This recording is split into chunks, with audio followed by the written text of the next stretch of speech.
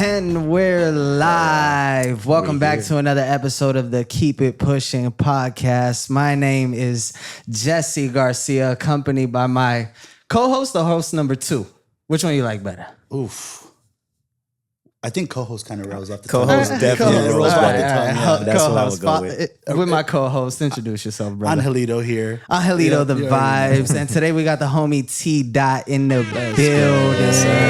Yes, Appreciate it, man. Hell I'm yeah, so happy welcome. to be here. Dude, as I happy said, to be here. as soon as you walked in the door, that's an incredible outfit. That's put together. Thank you. That's fly. No, I saw that. I was like, whoa. I'm underdressed to my own shit. I thought I was underdressed, man. I'm just playing. Yeah, nah, man. You look good, brother. Thank you for joining us, bro. Thank you for pulling up. Thank you for finally having me. I've been telling Angel for the longest, man. I got to get on. Hell yeah, I dude. got to get on. Hell yeah. What you been having going on, brother? Oh, man. You know, life is just lifing. Life is lifing, you know. But it's been good, though. It's been good. Life is a roller coaster. Yeah. You know, it has its ups and its downs, but I've been blessed to say it's been mostly up. Yeah. You know what? I was just listening to a podcast the other day, the Impulsive podcast with Logan Paul. Really good podcast, bro. I really like that podcast. But I was listening to it, and he was saying of something where like when life be lifing and like you be going through these like roller coasters in life, like when it's up, it feels like it shouldn't be almost. You know what I'm saying? Like it feels like something's like, you know, because especially me, like I know I've been dirt, like, you know what I'm saying? Like, not like I, you know, not that I am nothing now, but like I've been at the very bottom, you know, and like when you feel that inclination sometimes when you was at the very bottom, you back down again, right? So now when you feel like, oh, I passed that level, like, oh, you know, and then it's like, oh shit, you know, I had never passed that level before, you know what I mean? It's funny because it's something that I think I've always been pretty good at in life. And I think Angel might be able to attest to this too. Is like, I'm very big on balance. Okay. Right. And so like, maybe it's just because I'm born and raised in the hood that I just learned to never really let yourself get too high up. Yeah. But never let yourself get too low. Yeah. You know, kind of try to stay in the middle. Yeah. You know, and I think I do a really good job in life at that. Is when things are going good, like I'm able to acknowledge what's going on around me, but I never let myself get so high that I forget the bad days are coming. Yeah. And so that keeps me always kind of on my toes and prepared and ready. And for what whatever. they said in the podcast that I also related to, and it kind of goes in agreement with that. It's like, but when you're down, it's almost like you're at home. You know, it's like I've been here. Like this shit, the heat ain't nothing. Like this ain't nothing. You know what I'm saying? Like, I really believe, man, like where you from really molds that. Yeah, for sure. Like I'm really big on. I'm for the audience that doesn't know, I'm from Deep East Oakland, so. Okay. You know, and we'll get into that. I would love to hear more about that. Yeah. But you know, I just really believe that really molded me into that.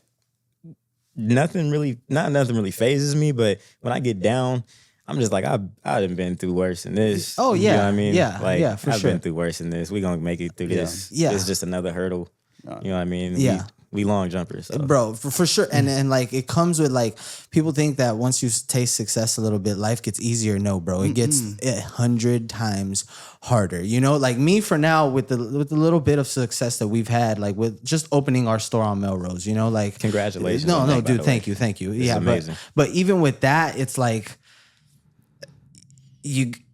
I saw my shit go from like nothing, like having nothing to do to now, bro. I was telling him yesterday, I was buried in my phone for like 7 hours, bro. I swear from the moment I walked in the door to about like 6:40. And I threw on some WWE that we'll also get into.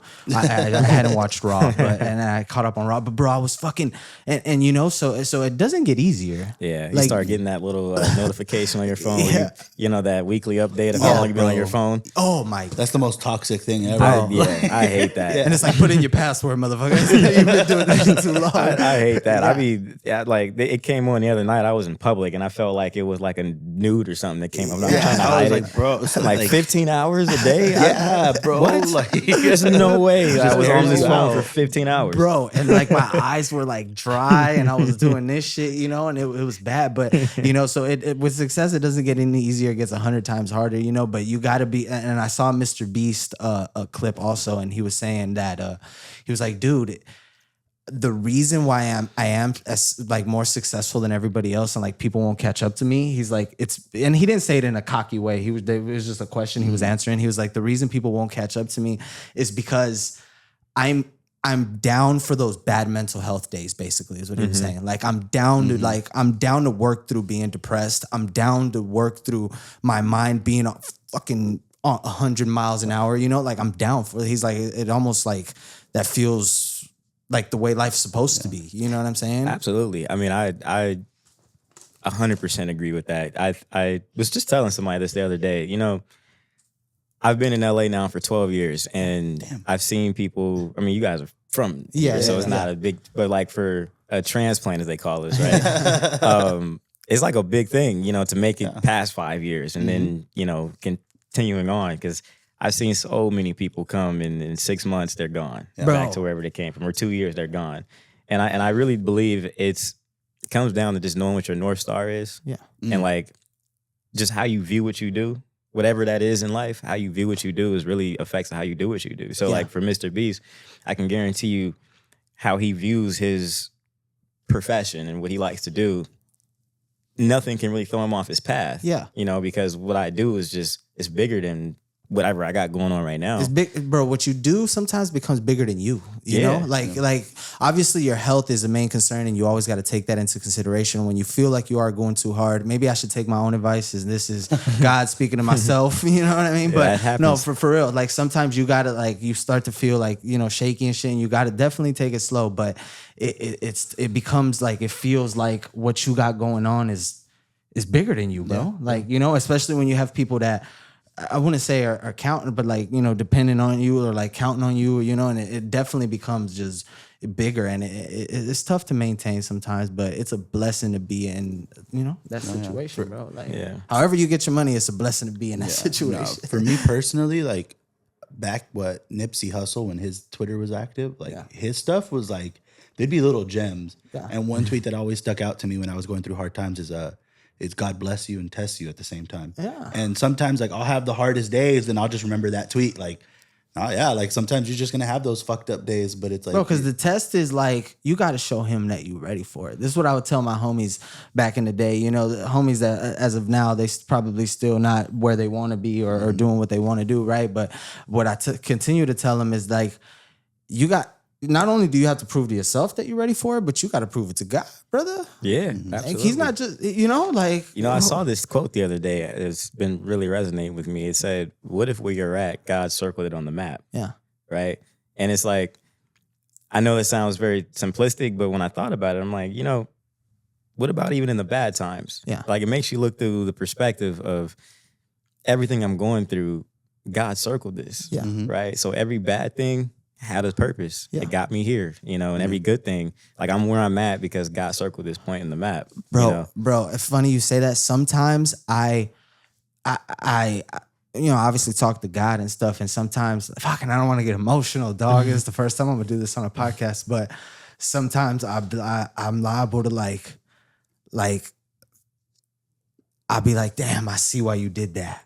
Yeah. You know what I'm saying? Like, you look at your position now and you're just like, word. Yeah. I see why I was down bad. And at that moment, I was probably super depressed and wanted to just disappear off life. But now I see why you did it, you know? And it's dope to see that. You don't understand it when you're going through it, and you just feel like it's a cycle, you know? But it's not meant to be understood when you're going through it. It's not, bro. You know? It's really not. It's not for you to understand right now. It's not for you. You know, it's for you to live and just, that's what faith is about. For sure. That's what faith is about. You put your faith in him and you just know what your North Star is, and you just have faith that it's going to lead you to the place that, you know, where you want to be. Because I look back and won't get too deep into that. Yeah, like, even like relationships and stuff. Yeah. Right? Like I look back at that. Let's get deep into that. Oh, we can do it. But I look back, you know, like relationships and stuff. And I'm like, you know, in the times I'm thinking like, dude, I was such a good dude to this chick. Yeah. You know, and I'm glad it happened, because then when like getting that out of my life led to me being able to do this in my career, or led me being able, you know, having more time and more focus and energy. Yeah. And, you know, and so like I said, what if God circled this point in the map for you? Yeah, you facts. It's not 100%. For you to know. It's not for you to know. You know, but you were telling me beforehand that now you do digital marketing or what kind of digital work? Yeah, so I co-own a media company. Okay. Shout out to Nathan Zelke. That's my business partner. Okay. We'd love to have him on next time too. Oh yeah.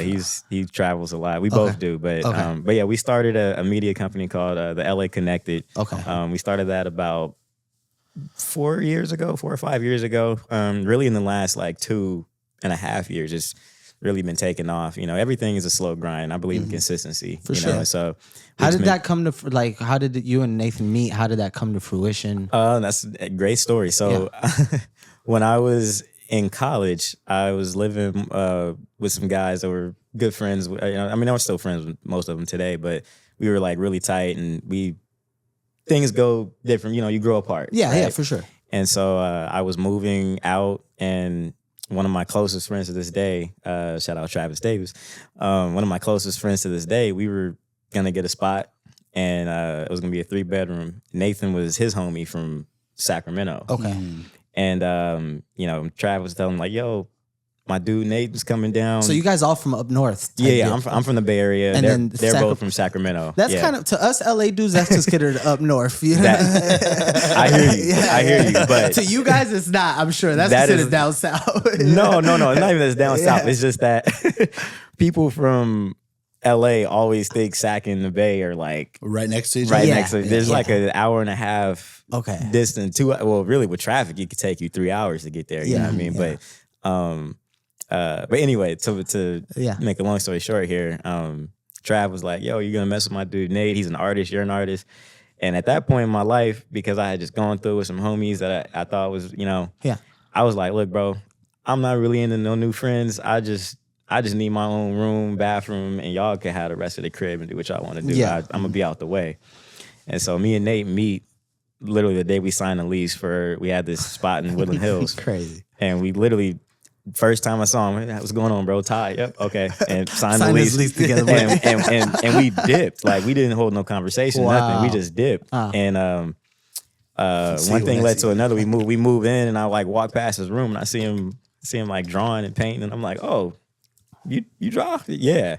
And later that day I see him designing. I'm like, oh, you draw? And so long story short, we just figured out we do the same stuff creatively. Yeah. And so your mind kind of works the same way because and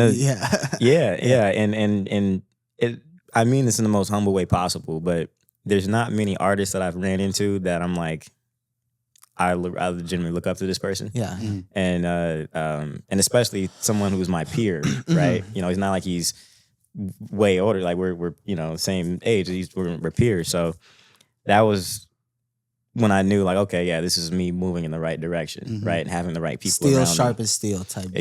Exactly. And so I always had this dream when I moved to LA. I didn't know what it was. I just knew I wanted to do something where I could have a platform to really just be a bridge for kids from situations like my own that I came up in, you know, to get to the litter stuff, right? So they don't have to go through the doors that I've had to go through. Yeah. Right. And I knew I wanted a platform that was gonna be probably something around entertainment. I never knew what it was. I just knew this is kind of the general direction. Yeah. And so then Nate had the same idea. We just happened to be talking, and one day it was like, oh, all right. Yeah. You like that too? Oh. Yeah. Let's do crazy. something together. Okay. And so we both started in photography and in the fashion industry. Okay. And so just by working in fashion, we just knew all these models, obviously. Yeah. And it just kind of made itself, like the path made itself, really, you know, and I, going back to the religious part of it, I genuinely believe, you know, when you're putting your faith in God, the path will reveal itself. Oh, yeah. You know what I mean? Oh, yeah. It will reveal itself. And that's kind of how it worked. It's just like, looked at Instagram, like, oh, damn, we got all these different photo shoots with all these different models and all these different people coming on our page. And, you know, before we know it, you know, the page had grown, and, you know, I think we're like 25,000 followers or something like that. Beautiful. You know, we've done some big festivals we've been invited to do some of the media content for. We've done some media content for some pretty big artists. You know, we've done album release parties. We've done covered a whole lot of things. We do restaurants as well. Oh, that's dope. Their branding and marketing and stuff for that. Damn, that's dope. That's dope. Yeah. So it's really gotten a leg of its own now. You know, yeah. Like I said, the last 2 years have been, we did Coachella. Oh wow! 2.5 years ago, we were at Coachella. Who's the guy? Who was the headliner that year? Who was the headliner? I think was it Billie Eilish? Might have been Billie Eilish. I'm not. Cool. Don't quote me on that, guys. Yeah.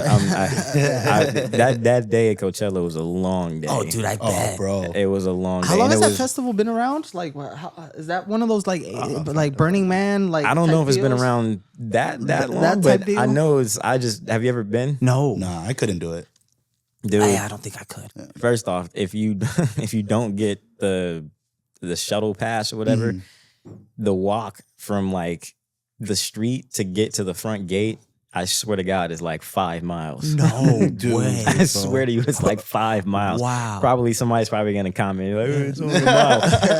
Fuck off. But I swear to you, it's like 5 miles. When you're in the middle of the desert, it's 105 degrees outside. It feels like 5 miles. And that's the thing, when it does happen, it's like the weather could go left or right. Like it could be very fucking cold, or it could be really, really hot. It will be both. Yeah, or it'll be. It was 100 degrees during the day, and so this 5 mile walk felt like 10. Yeah, because I'm running through water bottles, and so you finally get to the front gate, and you get through, and then once you get into the gate, into the actual Coachella grounds, it's like a mile. It feels like a mile distance between each stage. Wow! Like it's a massive, like in the middle of nowhere. In the middle of nowhere, bro. That's crazy. And it's so much walking, but it's a really great experience. Though I will say, like the people there are like people from Australia just come up to you, hey, mate, how you doing? And it's like, oh, word, you from Australia? I know where that accent's from. Yeah. So.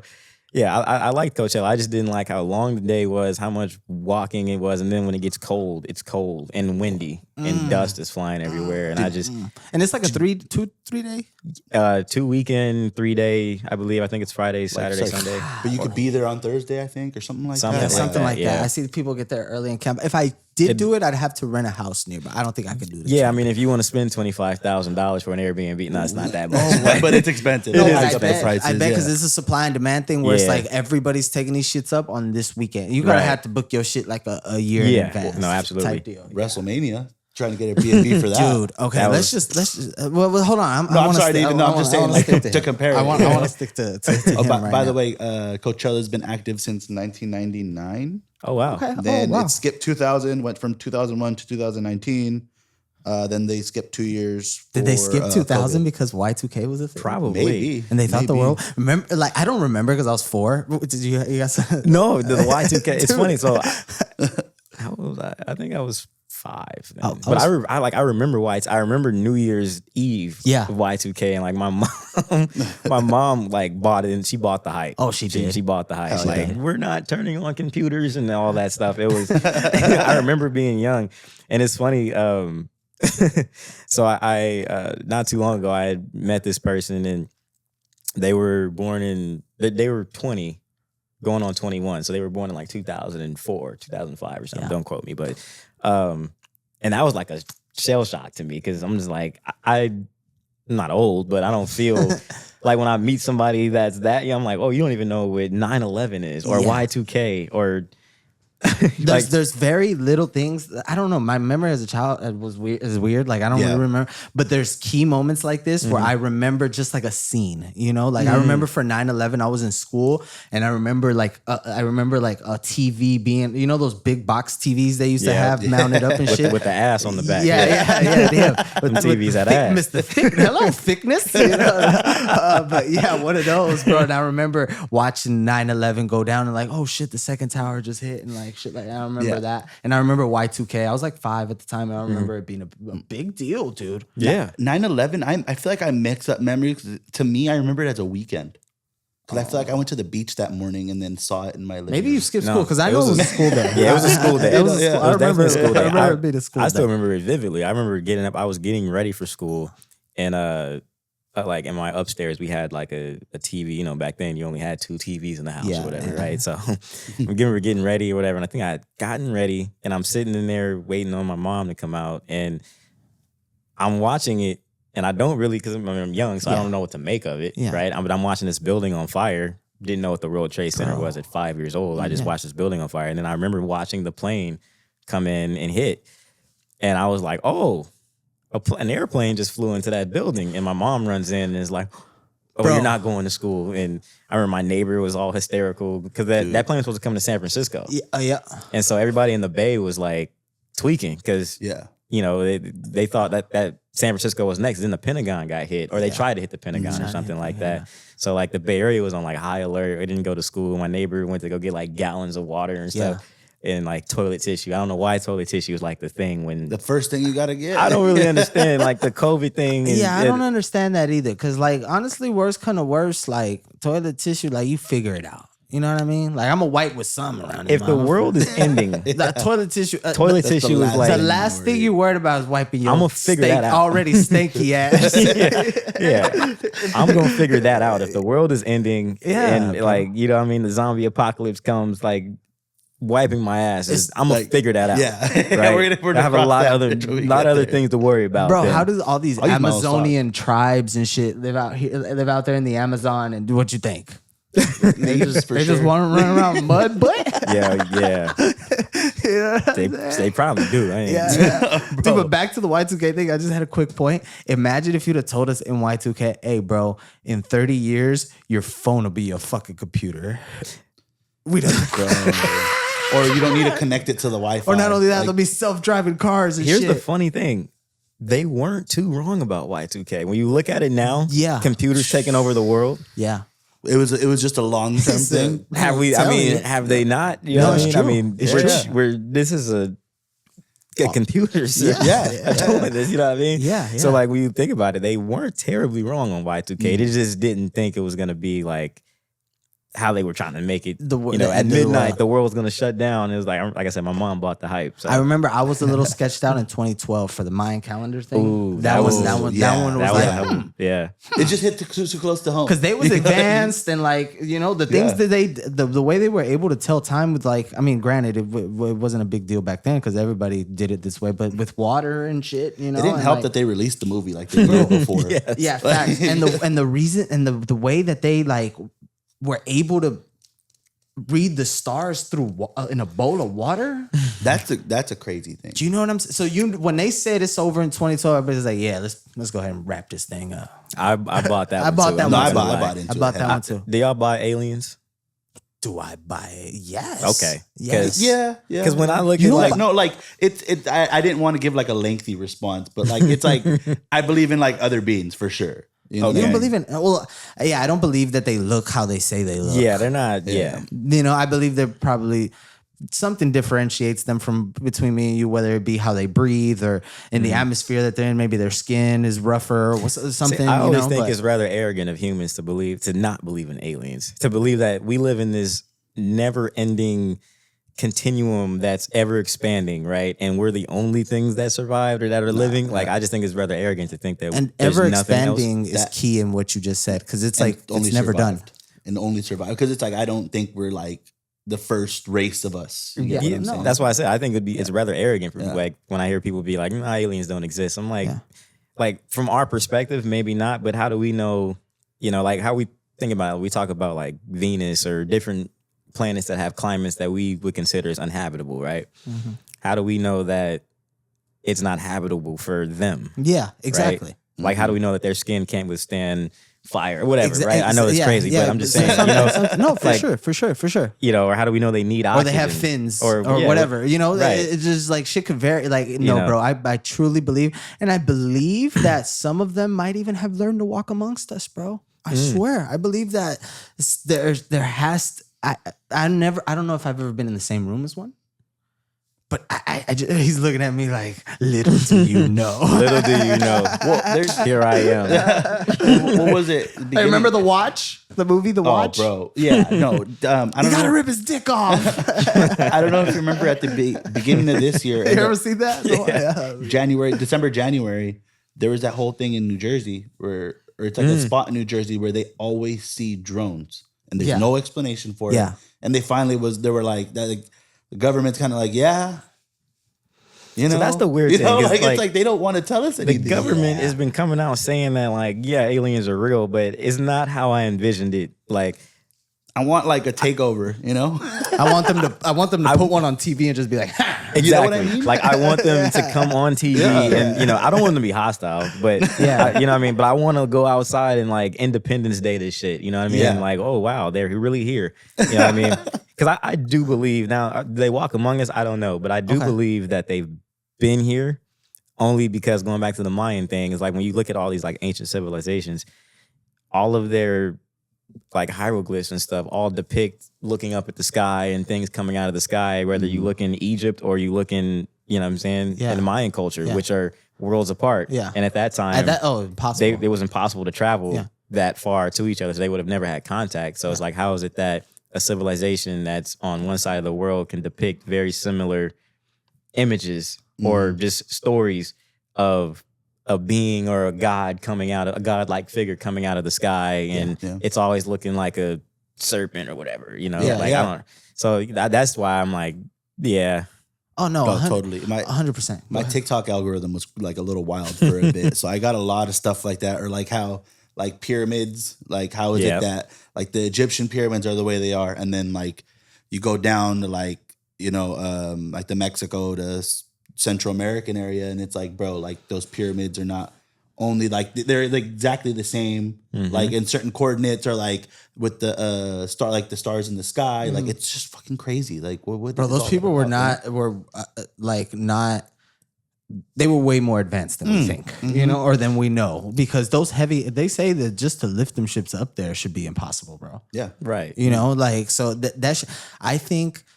The alien thing, I think that one day. I hope it's in our lifetime. I hope so. I didn't think self-driving cars would be in our lifetime. Yeah. You know what I mean? Yeah, I can agree with that. Like back in the day with the CD player and the Walkman, I never would have thought. No.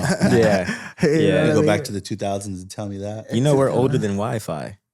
Yeah. Wi-Fi started in 1999. That's a cool thing to like just think about. Yeah. Me and my dad have these debates all the time. He gets pissed because I tell him that like our generation is going to be the most like studied, influential generation like of all time. Just because I think in our 30 plus years that we've been around, I don't think another generation has been through as many changes in the world in that period of 30 years that our generation has. Because like we're old enough to remember still playing outside, right? Yeah. And before, I mean, we had video games, but I remember the world before it was just everything was just I remember going over the homie's house and we outside playing football, playing basketball, whatever. Yeah. Or game together in the same house. Right. You feel me? You know right what next I mean? to each other. Like type shit. all of that, you know, like I feel like our generation is old enough to remember the way the world used to be. Yeah.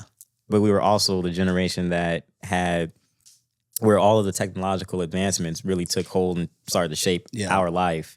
You know, so we kind of have the best of both worlds. We watched cars go from, or we watched gas going from being like $1.50 to $5 now. You know what I mean? Bro, what? We watched Wi-Fi being invented. We were, you know what I'm saying? We watched iPhones being invented. Side note, I don't want to get into it too much, but weren't we promised lower gas prices than this shit? Talk about it. Yeah. Like grocery prices too. Wasn't that the whole shit that they based their whole shit on? Eggs is crazy. So eggs are sold out. Bro, you can start trapping eggs right now. You know bro, people are. Yeah, on Costco eggs was sold out. Dog, that's like crazy. People are like, I thought the Pokemon cards was crazy, but fighting over eggs, reselling. How am I gonna mail you these eggs and ensure that they ain't gonna get there cracked? What had me pissed is like the loaf of breads have gone up, man. Like I'm a person, like I said, I'm a person of consistency. Yeah, I buy the same brand of bread, eggs, all of that. Yeah. So I know the prices kind of not by heart, but like I know when it's changed. Yes. Yeah. Like I'm a big In-N-Out fan, right? So I know. Don't tell me they changed their prices. Oh yeah, they went up like a couple cents because I just know when I hear the total, I'm like. I knew it was 13, 14, you know? Like, you feel me? Yeah. So like, like the price of bread, man. I was buying some bread the other day and I'm like, usually this bread is like $2.50. Now it's like over $3. That's crazy. You know, and it's just like watching it. I'm like you said, I thought the Bro, you know what trips? One of the most disrespectful price increases I've ever witnessed in my lifetime is how do a bag of chips go from $1.79 to now it's $3.29 for the same bag of chip? Exactly. And another thing I find disrespectful: why a couple breast fillets is cheaper than a motherfucking carton of eggs? How can I buy the chicken for less than I buy the egg? Look, that is crazy. I got a wild one for you. Why the fuck are haircuts? Why are haircuts so damn expensive now? It's for the same haircut I was getting a year ago. Yeah. You know what I'm saying? Shout out to my barber though. Shout out my barber. Yeah, I thought about my barber too. Shout out Real. You know what I'm saying? Yeah. Real. I'm one of his loyal customers. He's never up my price, but I be hearing him up the price on other people, and I'm like, yeah. Couldn't be me. Yeah. Couldn't be me. No, dude. No, there's this. That's another thing we've witnessed. Haircuts go from like $10 to. Yeah. Did Arizona ever change from they $1.29 now for the can? Are they $1.29? I don't know. Or are they still 99 cents? You meant like Arizona, the drink? Yeah, I thought the state. I was like, what are you talking about? I was like, what haircut? You know, $1.29. It has never been that. No, bro. There's been some disrespectful. Even the pricing. McDonald's dollar menu isn't a dollar no more. Kids today don't even know what the dollar menu is. Bro, that shit was you know what I mean? legit. That was legit, bro. Oh my God. You could go $3 and have a whole little meal. A whole thing. Whole meal. Yeah. Oh, you saw the snack wrap is back? I did see that. Ever told me. Of course, oh my goodness. That shit was delicious. That was a part of my childhood right there. The snack wrap with the ranch. Oh, are you kidding me? Oh yeah. Ooh, I'm finna get one on the way home. That do sound fire. But what you were saying about our generation, I think is true, bro. Yeah. I think we are the two in regards to our development and our longevity as a society.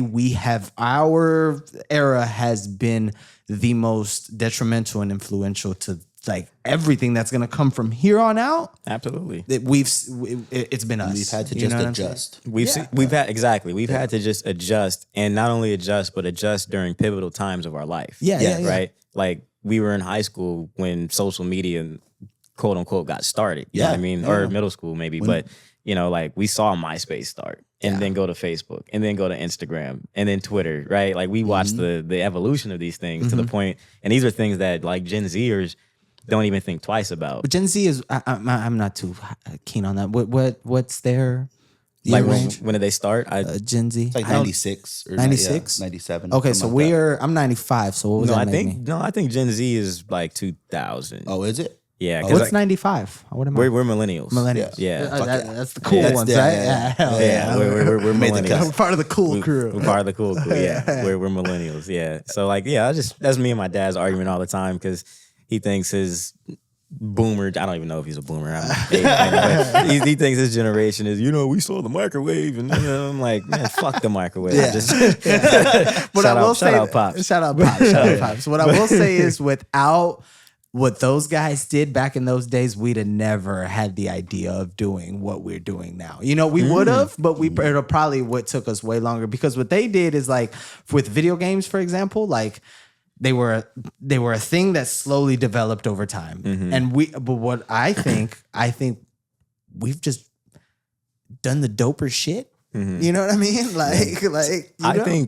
I think we would have done it. I think actually we would have done what they did doper. Wow. But I think we're far more unethical. Yeah. I think their generation was far more ethical, had more morals and everything. Like now I genuinely believe they will feed us food that is not really food. Bro. Right? You know what I mean? Who knows what's in it? You know what I mean? They will. I think we're all screwed behind these iPhones. I think we're all gonna fucking have dick cancer or something because this shit's right here in our pocket. There. You know what I mean? I remember when the laptop, they was telling you, don't put the laptop on your lap because you might not have kids. And it's called a laptop. It's called a laptop, literally. Like what? What are we doing here? So you telling me I got a consistent laptop right next to my, you know what I mean? my personal area. Exactly. So like I think our generation is just a little bit more, not a little bit, a lot more unethical. And so I think that we damn near would have killed ourselves. Oh yeah. You know what I mean? Yeah. If we would have had to do, but I think like we created cars that drive themselves. We would have made microwaves. Bro, we would have made color TV. You know what I mean? That's fair because they didn't provide us the blueprint for a self-driving car. Yeah. They just gave us the car. But we found out how to make that motherfucker drive by itself. Yeah. What a lazy thing to do. I know. Oh, bro, I hate it. I do not like what? Like drive it. Like I like to drive. Granted, traffic. I get it. If I could just sit right there in traffic and let it. I wonder if that's how the idea started. Like somebody in LA traffic on the 405.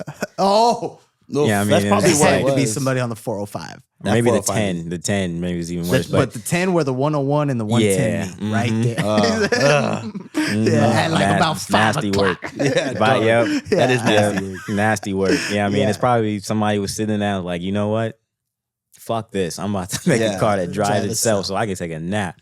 Yeah, I mean, I wonder if that's how it really started because you're right. That is like, what a lazy invention. I've never been in my car and been like, you know, I don't want to just drive. I just want to get in that passenger seat, and just end up there. Like I never thought about it. Going from manual to automatic makes sense, you know. Like, that makes sense because to have it drive itself, I've always thought that was like a silly idea. Yeah, it just doesn't sound right. Yeah, I'm sorry, I got caught up in Henry Cejudo. I took Henry Cejudo tonight. Is that? He got poked in the eye. Okay, that's fine. I hope he's doing all right though. You in the UFC too? I am in the UFC. Yeah. I'm excited for what's the next card? Pereira, right? Yeah. Pereira and what was it? Ankalaev? It's an easy fight. For Pereira, you think? Yeah. Yeah, they're saying that the curse. They're just trying to keep him active. You see the curse though? No, what's the curse? Where all I think what was it? We checked it's like the Madden curse. It's everybody that goes on the UFC cover shortly loses after. It was like I think UFC 1's the only one that really wasn't, but then it was like UFC 2 had I think that was Conor and Ronda. No, that was 3. No, 3 was Conor. And then 3 was Conor. Of Shevchenko and then 4 was like Shevchenko. And so it's just been really bad. It's been fucking It's been terrible. like Shevchenko, Izzy, Jorge Masvidal lost the BMF. That hurts Izzy's my guy. Yeah. Izzy's my guy. Yeah, he's my guy too. That's my GOAT. That's your GOAT? Yeah, I say You're changing from John Jones to him? Yeah, hold on. What did John Jones do? Dana White right now. If you put 2 men in a room, one of them's John Jones. John Jones definitely my GOAT. You know what it is with Izzy? Izzy I got to see from like the beginning of his UFC career.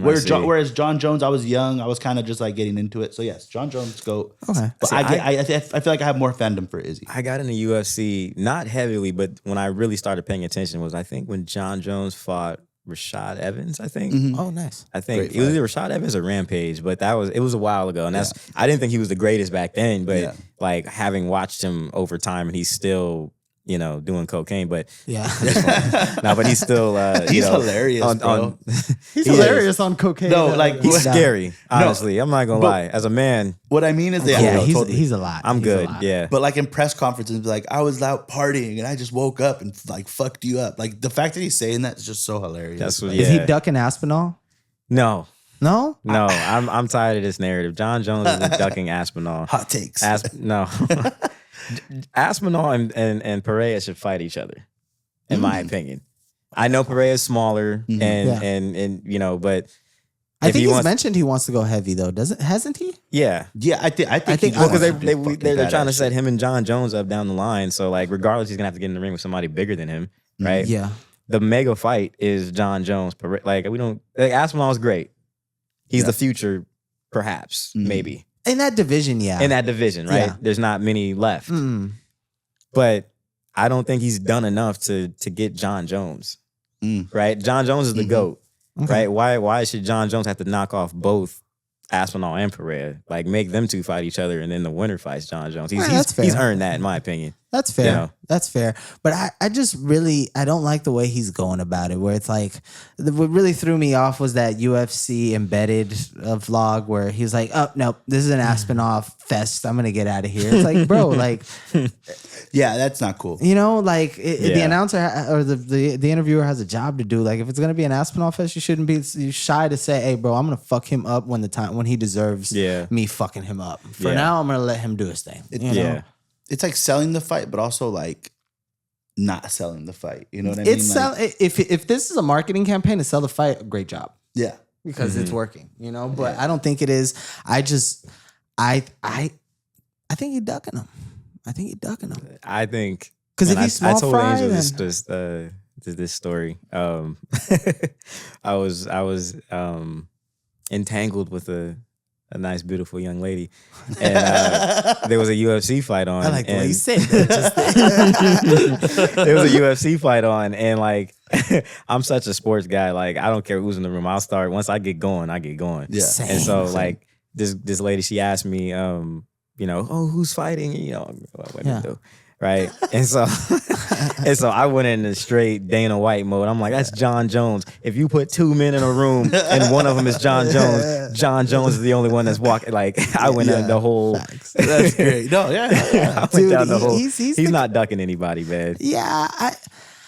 I just, you know what? Okay, let me rephrase. Like John Cena. He's earned the right to call his shot. True. But I think by ducking, I just think that, bro, because nobody wanted to see him fight. What's his fucking name again?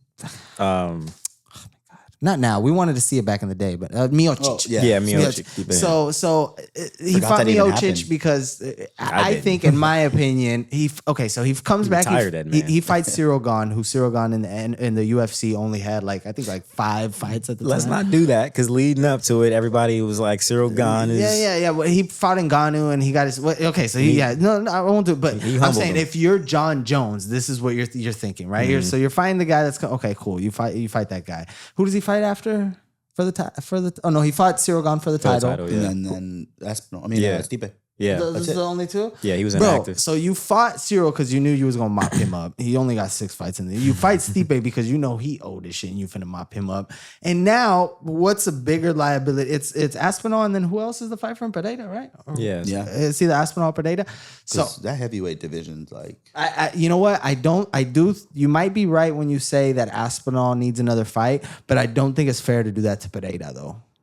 I think he goes to put him in the ring with Aspinall. I don't think. But let me finish what I was saying. So I think that instead of ducking, I think he knows it's more of a liability to fight Aspinall than anybody else. Oh, he's younger and he knows. Yeah, he knows. And also, like I said, I think when I keep saying John Jones deserves the right to call his shots, is that he's got 1, maybe 2 fights left in him. Yeah, at his age. True. And so similar to like Terrence Crawford and Canelo, like. Go for the money fight. Oh, for sure. I've already proven that I can run through everybody. Like Aspinall is great. I'm sure he'll be great for years to come, but get the money fight. Like Pereira and John Jones, I think that'll touch similar to, I don't want to say that, but I was going to say Conor numbers.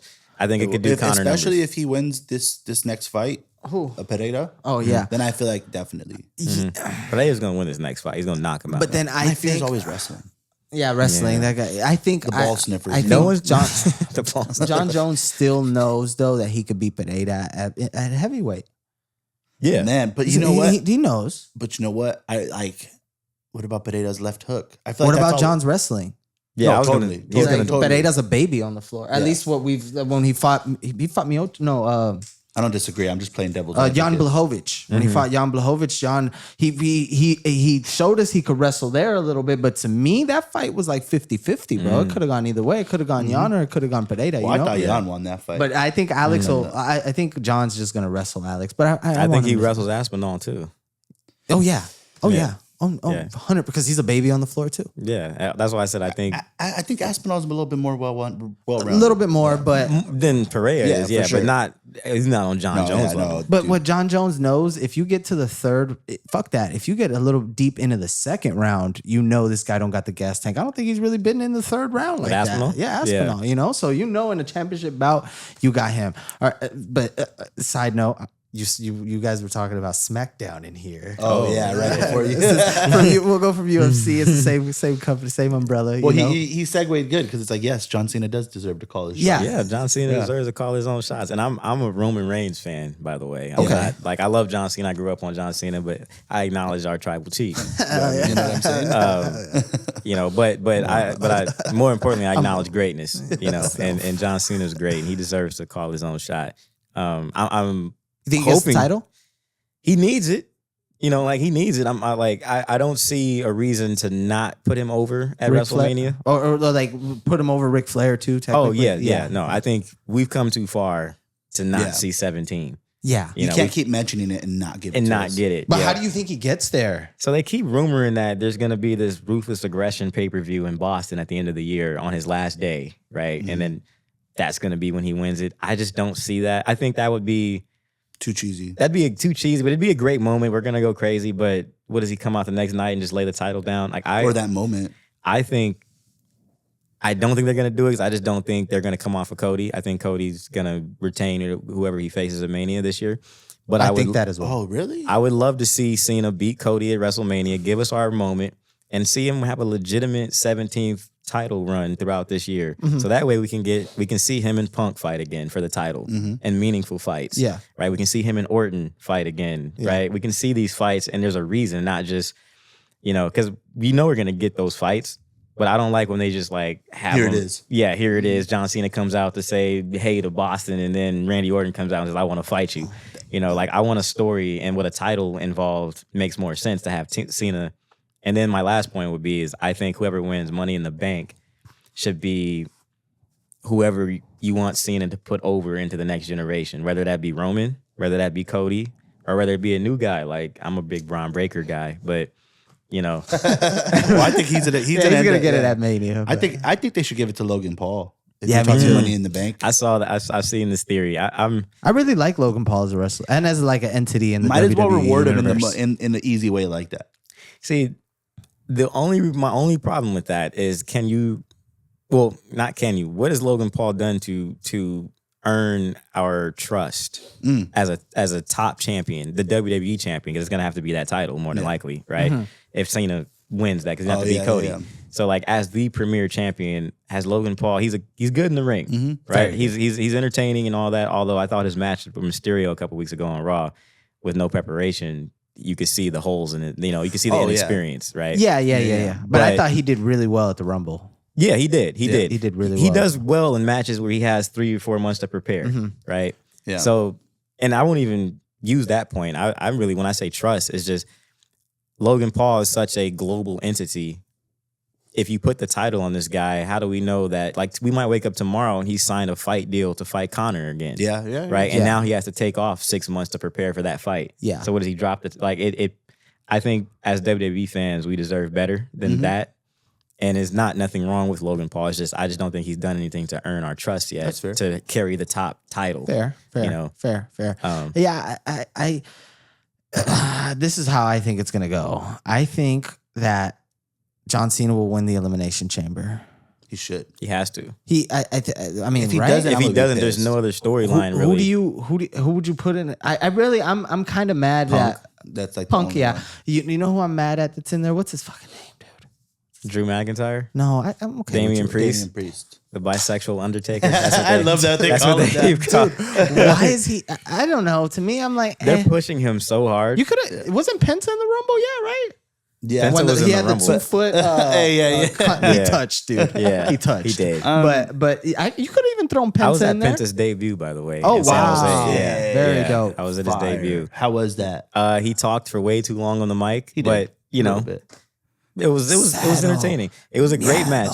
Him and Chad Gable. I think Chad Gable was the most underrated, by the way. Oh, 100%. I really like. I mean, I don't like the character, but I like him as a wrestler. You know what? He's dope. With Chad, the reward is going to be very, very good, though. Because I feel like they're building him up to be they want him to be the next Kurt Angle. Yeah, See, that's what I'm worried about because they were building him. They were building him up, but then the last couple months, I feel like they've kind of had him in this limbo situation with, not pointless fights, but fights is well, they're building up his whole crew, really. Yeah. Well, I'm happy about that. Yeah. taking Chad off air and letting the crew. I actually hope they win the tag titles. American made. They deserve it. Yeah, and I hope I forgot her name, Ivy Nile. I hope she wins the women's really Intercontinental dope too, bro. She's really, really dope. What do you think about Charlotte making her return, dude? I love Charlotte. Yeah. I was a fan of it. I understand why people are booing. People like to boo greatness. That's why they booed Roman. But but I love it. I want to see Charlotte.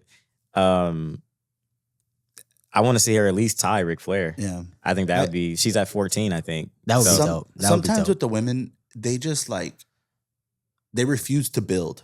Mm-hmm. They just go straight into it. I felt like they could have done a lot to where. I didn't like that they announced she was going to be in it before she was going to be. They took the pop away. 100%. You know. But then, yeah. Yeah, like I think they got to stop doing that. You know, like let us. But you know what? The women's Royal Rumble is better than the men's this year, in my opinion, when it comes to like surprises and stuff like that. Oh yeah, surprises. Yeah, dramatically and Alexa Bliss. Yeah, bro, that was Little Miss Bliss. That was dope. I love me some Alexa A couple Bliss. OGs in there too. Yeah, yeah. And then Trish needs to hang it up. She's so bad. No, she is. Man, she is bad. She's so bad. I wouldn't mind watching her. Yeah, she is. Dude, I remember watching WWE as a kid, and she was just being like, Trish. Oh, a fucking Song Yadong one? Nice. Yeah, I think there was some bullshit though. There was a couple of divas back then. Remember Victoria? What? Yes. Oh yeah. I remember them all. She had that. She had that thing. No, my baby is Liv Morgan, man. Oh man. Yeah. Love me some Liv. Oh, dude. Me too, dude. Liv. If Liv sees this, I hope she does. Look. Same. When you in LA, when you in LA, look, I got you. You come in LA, I got you. Hey man, I'm sorry, Playboy. She's spoken for. I'm just kidding. I watch a little NXT, but what's her name? Jada? Is that her name? Oh, you know what? Oh yeah, Jada Parker. So fine. Tough. No, I'll take Miss Belair. I'll take Miss Belair. Oh yeah. Bianca's cool. Bianca's cool. Oh, she's nice. Like she is nice. She's nice. But what's her name? She used to fight in UFC. She's in NXT. She's Latina, right? Yeah. Oh, what's her name? Oh, by the way, we'll go into this. What's his too. face going to? Okay, I'm Cuban. I love her. I'm Cuban. What's his face is going to the WWE, which I think he'll do great. What's his name, man? Come on, give me his name. I forgot his name. Colby Covington, dude. He's going. Asked him about it. He's going to the WWE. Was that true? It was true. They asked him about it. He said, I think like in 2 years or something like that. And I think he'll make a great WWE character, dude. He will. Bro, what's up, nerds? And like that whole shit he got, and like he could walk around with like some couple models like he do. Oh yeah, he'll definitely get some heat because he already has some very interesting takes. Bro, you don't even need Lola Vice was Lola Vice. She is so fine. She is fire, dude. Like I'm giving it all. I'm hanging my jersey in the rafters for her. Lola. Lola, dude. Rhea's taken. Can't. Sorry. Oh, I don't care. She's my baby. I care, but yeah, Rhea's tough. I'm fucking excited for WrestleMania, dude. Like I'm counting down the day. Are you going? No, I'm not going. Oh no, I wanted to. Yeah, I'm a yeet everywhere. I'm running out of yeet, man. What? You're not a fan? I am a fan. It's because he's a Roman fan. No. He doesn't want to like the right hand. You guys both were acknowledging. I went. Yeah. No, even you gotta acknowledge the tribal that's a good one though. Even more than being a Roman fan. You gotta feel it. I just feel like Jay. I actually said this on my wrestling podcast. I felt like when I saw Jey Uso win the Royal Rumble, it was the same feeling as I don't know if you guys watch Game of Thrones, but the final season of Game of Thrones. That's how I felt. It was like, this is cool, and I understand why Bran was king, and I understand why we would have Jey Uso win, right? He deserved it. Yeah. Not taking that away from him. I just felt like you sacrificed a lot of other better storylines leading up that, to me, like you had Punk, who's been talking about this WrestleMania main event now for 2 years. Dude, honestly, I'm like... I feel that, but at this point, this year, he's earned the right, in my opinion, to main event WrestleMania. Punk is... the McIntyre Punk match in the Hell in a Cell to me is match of the year. Okay. Punk and Rollins at the net. Like Punk has been putting his work in, and he's been almost on every week on the show. I thought he was gonna be a part timer that came back. Deal. But you had Punk with the WrestleMania main event. Obviously Cena, right? Roman. But Punk still got action at Elimination Chamber. He do, but he's facing Cena. He's got a favor. And he's got a favor from the wise man. He does have a favor from the wise man, but if Roman's not involved in the title match and I don't know what can the wise man do. Well, how's he gonna be at? I would feel like Roman would have to be involved in whatever title match for him to use this favor to insert Punk in. Because if you're just gonna insert Punk in a random match, now it just doesn't make sense. I just think somehow, somewhere or another, it's either gonna be. I was telling him the other day. I think the bottom three is going to be Seth, Cena, Punk. I don't know what happens with Cena, but I just feel like Seth Rollins gets screwed by Roman. Has to. Yeah, and it's either inadvertently or has to do with the favor. No, it's not going to be inadvertently. It's I'm Roman's saying having coming. nothing to do with CM Punk. That's crazy. CM Punk having something to do with it, or it's Roman's just, doing his thing. But I don't know. I know they're trying to save Roman from getting pinned, so it's interesting. Yeah, it's interesting. Which I think is a great move, by the way, because that was my problem with Roman coming back. Like what happens is like, and I said this last year when I didn't want Cody to beat Roman. Obviously, like I said, I'm a tribal chief supporter. Yeah, but fair. I get, it was the biggest moment. It was one of the best matches I've ever seen. Right, that WrestleMania 40 match with Cody. Yeah. Right, but my thing last year was always what now, and Cody's had a good title run. Mm-hmm. I think it's been a little underwhelming in my opinion. Like you had him in a bunch of drawn out storylines that, like the Kevin and Cody one was cool. It was fun. Yeah. Dude, that match was sick. Yeah. I thought he killed Kevin Owens. I did. Dude, me too. Honestly, there was a couple times I was like, this looks real now. Bro, and I saw Cody mouth, like briefly, you can see his mouth move and he's like moving and he's talking to somebody. And it was like, is he? And I just know that the last word to that was, is he okay? Is he okay? I thought he said, is he dead? Or that, or something. Bro, the way he was folded up in that ladder, dog, like I was like, bro, he's legitimately, I think. And then when he got out in the blood, I was like, oh shit. Yeah. He really fucked him up. No, he really fucked him up. No, he did. He did. I don't even think, like, you can't even fake that. Yeah. You know what I mean? How does his head directly go between two steps? Are you telling me that you can't that's plan fake? that out. That's, that was that part of it. I've appreciated what they did with the bloodline, though. Yeah, that surprised me. I thought it was just gonna just be gone. I was worried, but now what you see, like the little things, where it's like, oh, okay, it's just a constant cycle, but it's a good cycle. The bloodline story has been one of the most, still the most compelling story to me in the WWE. But to the Cody thing, it's just that. I mean, I think I seen something, and maybe it's not true. I don't know what's true or not on social media anymore. But like the WrestleMania numbers are already down in comparison to last year. I saw that. Right? I saw that. And they were saying they were having trouble selling the tickets after Jey Uso won the Royal Rumble. Because you don't have your tribal chief in there. But you know what? You got Cena. Well, you're not promised Cena, but not yet. And once Cena gets in there, the tickets will go up. In its defense, though, like the tickets were hella pricey, bro. Yeah. Like just looking back, like thinking when I went to WrestleMania 39, like I remember it being doable for one ticket. Like this one for the prices, I was like, bro, like. You guys want my house? Like, let's go. Like, Yeah, it was a little crazy. It was crazy. To charge like $1,000 to sit where you can touch the roof. It's crazy. It's crazy in a football stadium. Yeah. So the ring in a football stadium is going to be, if you're sitting way up there, it's going to be tiny. Well, you know what? I get it though, because who are you promised as of right now? You're promised Rhea. Right? You're right now. We're promised Charlotte and Tiffany Stratton for sure. I love me some Tiffany, but same, Tiffy time all day. And then you're promised Rhea, right? You're promised a match, definitely. Yeah. Well, technically, at the moment, we don't know. They're saying Rhea EO, dude. At WrestleMania. Yeah, I seen a rumor, but they're doing EO. that.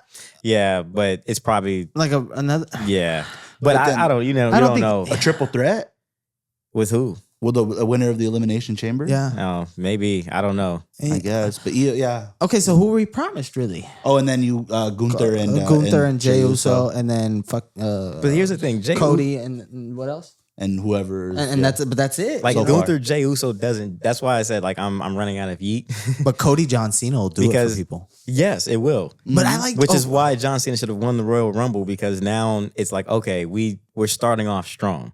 But like with Jey Uso, Gunther, a match that we've seen multiple times now, we know Gunther in reality should destroy Jey Uso, but Jey Uso's going to win on some last minute, Uso splash or something. It's very similar to Sami Zayn, Gunther last year. We saw this last year. Yeah. What I was going to say about the Jey Uso, main event. I like how they're bringing but with Jey Uso as champ, they'll be able to tap into like Jacob Fatu and a little bit more. And I really you should like that guy too. I love Jacob. Okay. Oh, I love Jacob because he always throwing a tribute to the Bay. Yeah. I love Jacob. But it's gonna get spicy, dude. With him as champ, it'll get all that because he was telling him at the SmackDown, he was like, "Oh, if anybody's gonna bring that title back to the family, it's gonna be me and whatever." I don't know. Y'all making me seem like I'm a Jey Uso hater, but no, but real talk, Jey Uso has like 5 moves, bro.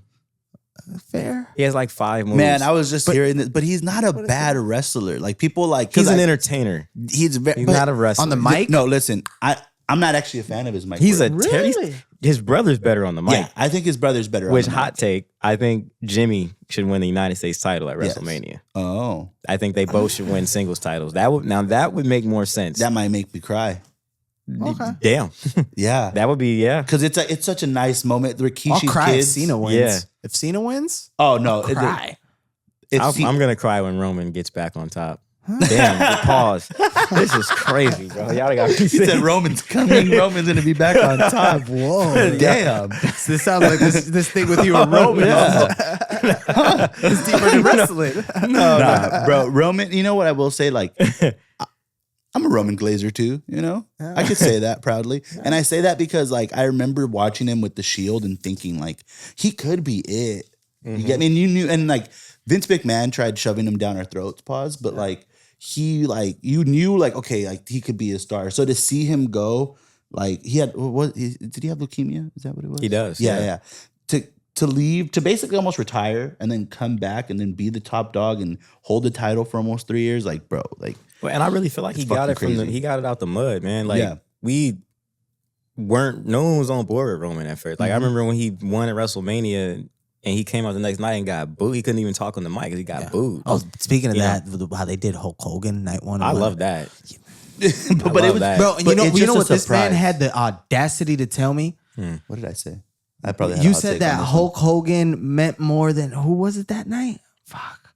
We had a debate, remember? And you were like, oh no, you told me Hulk Hogan costs more than The Rock. Remember? No. I don't remember. I can't remember word for word, bar for bar. But and then when they came out and booed him, I told you, I was like, what's going on? Was this your guy? I don't remember what the exact conversation was. By the way, I will say is the WWE should utilize this heat.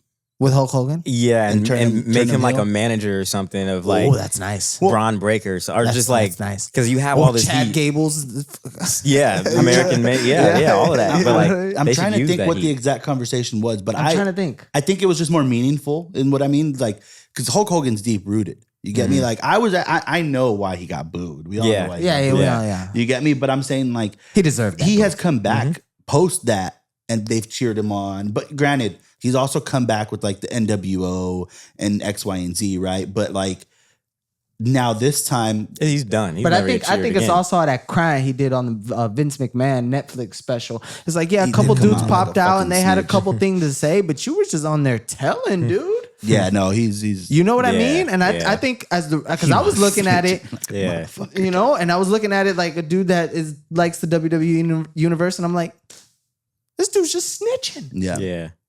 So, I mean, besides all the other shit he's done. You know what I mean? I don't think I'd drink his beer. I like Stone Cold's beer. Have you tried his Stone Cold's beer? I don't drink. Oh, that's right. I don't either. But what is it, an IPA or what is it? So he has like 3 different beers. He has like an Stone Cold or Hulk? Stone Cold. Okay. Hulk has a beer. Hulk only has like a Pilsner. Stone Cold has like a partnership with they're like one of my favorite El Segundo Brewery. And so he has a Pilsner with them called the Broken Skull Pilsner, I think. And then like Broken Skull IPA. And then he has a 316 beer that he drops every 316. Oh, wow. Fire. I bought a case of it last year just because. Like, I want to do a Hulk Hogan. I mean, I'm sorry, Steve Austin vest. WWE, dude. Remember? Do you know what we should have bought? I almost bought the one I sent. What we should have bought back in the day was that signed Stone Cold vest. I don't wore that. Yeah. We were had come across one and we were like, it was a little skull in the back. It was fire though. Damn. It was fire. Yeah. You know, the shirt I've been looking for is super basic, but you remember Shawn Michaels' old shirt that just said HBK? Yeah. It's so hard to find. Yeah. I love Shawn Michaels merchandise. Yeah. Dude, that HBK thing was genius. Yes. For him, like, it just worked. And so like I've always been looking for that shirt. And I like The Rock's old Just Bring It shirt. Oh, bro, those are my favorite. We had one. We had Know Your Role, Shut Your Mouth. Yes. That was a good one. Yeah. The Rock's my guy. We've had a bunch of DX I have a DX shirt now. Yeah. Those are sick. I have a DX shirt now. But I think John Cena will ultimately win the Elimination Chamber. I think he'll go on to face Cody at WrestleMania, and I don't know if he wins that. So this is where it gets interesting. Them throwing The Rock in the fold now Thank you. I wanted to go into that because I didn't watch the episode. So can you guys catch me up on it just briefly? Because I don't know if I'll have the. So I saw The Rock and Cody had an exchange of words, and what I saw was that they were saying, I'll let you get into it, but they were saying that Cody kind of was facing like a character death at that time where he could turn heel. That's what the speculation. I didn't see what happened. We will know. I think it's this Saturday. at Elimination Chamber is coming up this Saturday. Okay. So The Rock basically came out. I love when The Rock starts talking to the crowd and he's like, "You shut your mouth." If I come and slap the syphilis off your face. Oh, that had me weak. But The Rock came out and he called Cody out to the ring and he was telling everybody how close they've become in the last year. Right? He showed a picture of their mothers are like friends now and how him and Cody drink tequila together and all of that. And so to cut through all the chatter, The Rock goes, I want that. And Cody thinks he's talking about the title. And The Rock goes, no, I don't care about the title. I'm the most influential man in WWE. I'm your boss. I don't need the title. I don't need to wrestle. I want your soul. And he puts his hand around Cody's like head and was like, he did. He like sunned him. He kissed him on the ear when he got out there. Like he was like literally he was little boying him for real. Yeah. And so he goes, I want your soul. And he was like, you don't have to answer me now, but I'll meet you in Toronto at the Elimination Chamber. And Cody is like, has the mic. He doesn't know what to say. Because The Rock was telling me, like, if you be my champion, I'll make all your dreams come true. Be his champion? Like, what does he mean by that? He left it very ambiguous. Yeah. He was just like, be my champion. I don't want to be the champion. I want you to be my champion. And he's like, I've met your daughter. I've met your wife. So is The Rock coming back as a manager? So continue with it. So he was like, I've met your daughter, I've met your wife. He's like, I can make all of their dreams come true. I can make it so that once you're dead and gone, your daughter's children will be set up. Making a deal with the devil type shit. Literally.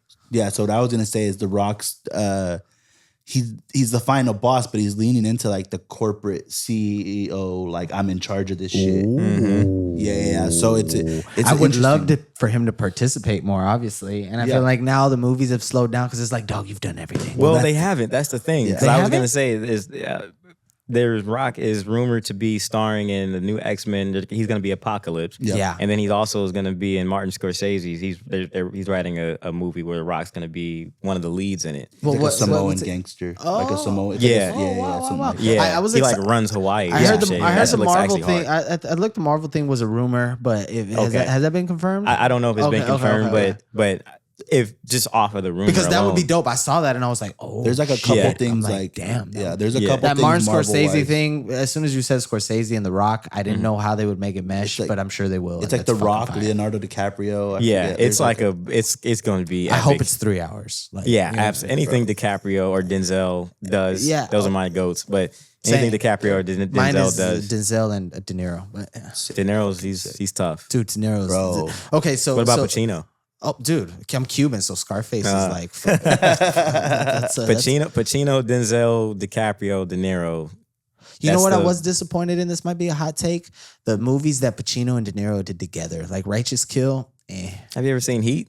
Yeah, Heat was good, but everything that came in their latter years, you know what I'm saying? I can see that. Like, I can see that. I think they did one more after Righteous Kill. No, they haven't done anything recently.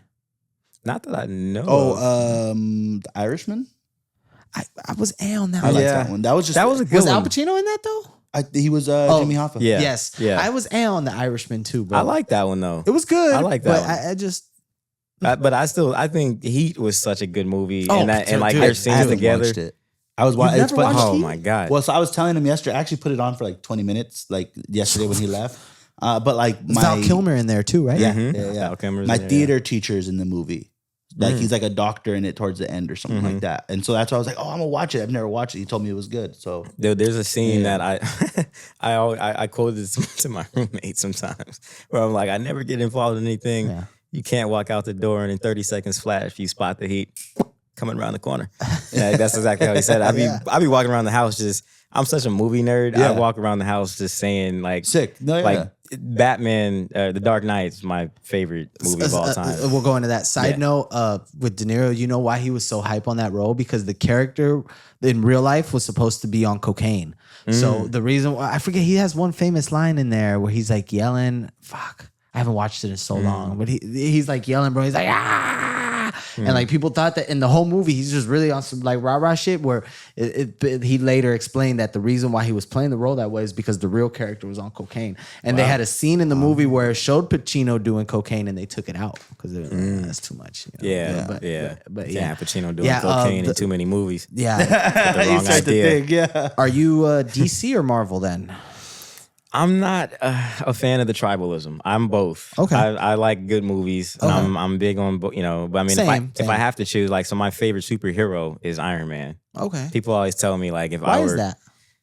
I don't know, man. It's just, he just always, like, Tony Stark always resonated with me. Like Playboy, but superhero. I guess you could say that. But like, because I feel like you're who you pick as your superhero says a lot about you. So I was, ironically, people have always told me. And I want to know yours in a second. People have always told me, like, yeah, like if you were a superhero, like you definitely are Tony Stark vibes. Like he fits who you are. Or Batman too. It's like the same. I'm not. I don't hate like Batman. Kind of. I'm not beating people up for parking tickets. Like, why'd you park here? Like, I'm not. That's the thing about Batman. Who's your favorite superhero? I'd probably say I grew up loving the Hulk and Spider-Man a lot. Both of them. Okay. Yeah, Spider-Man's probably mine.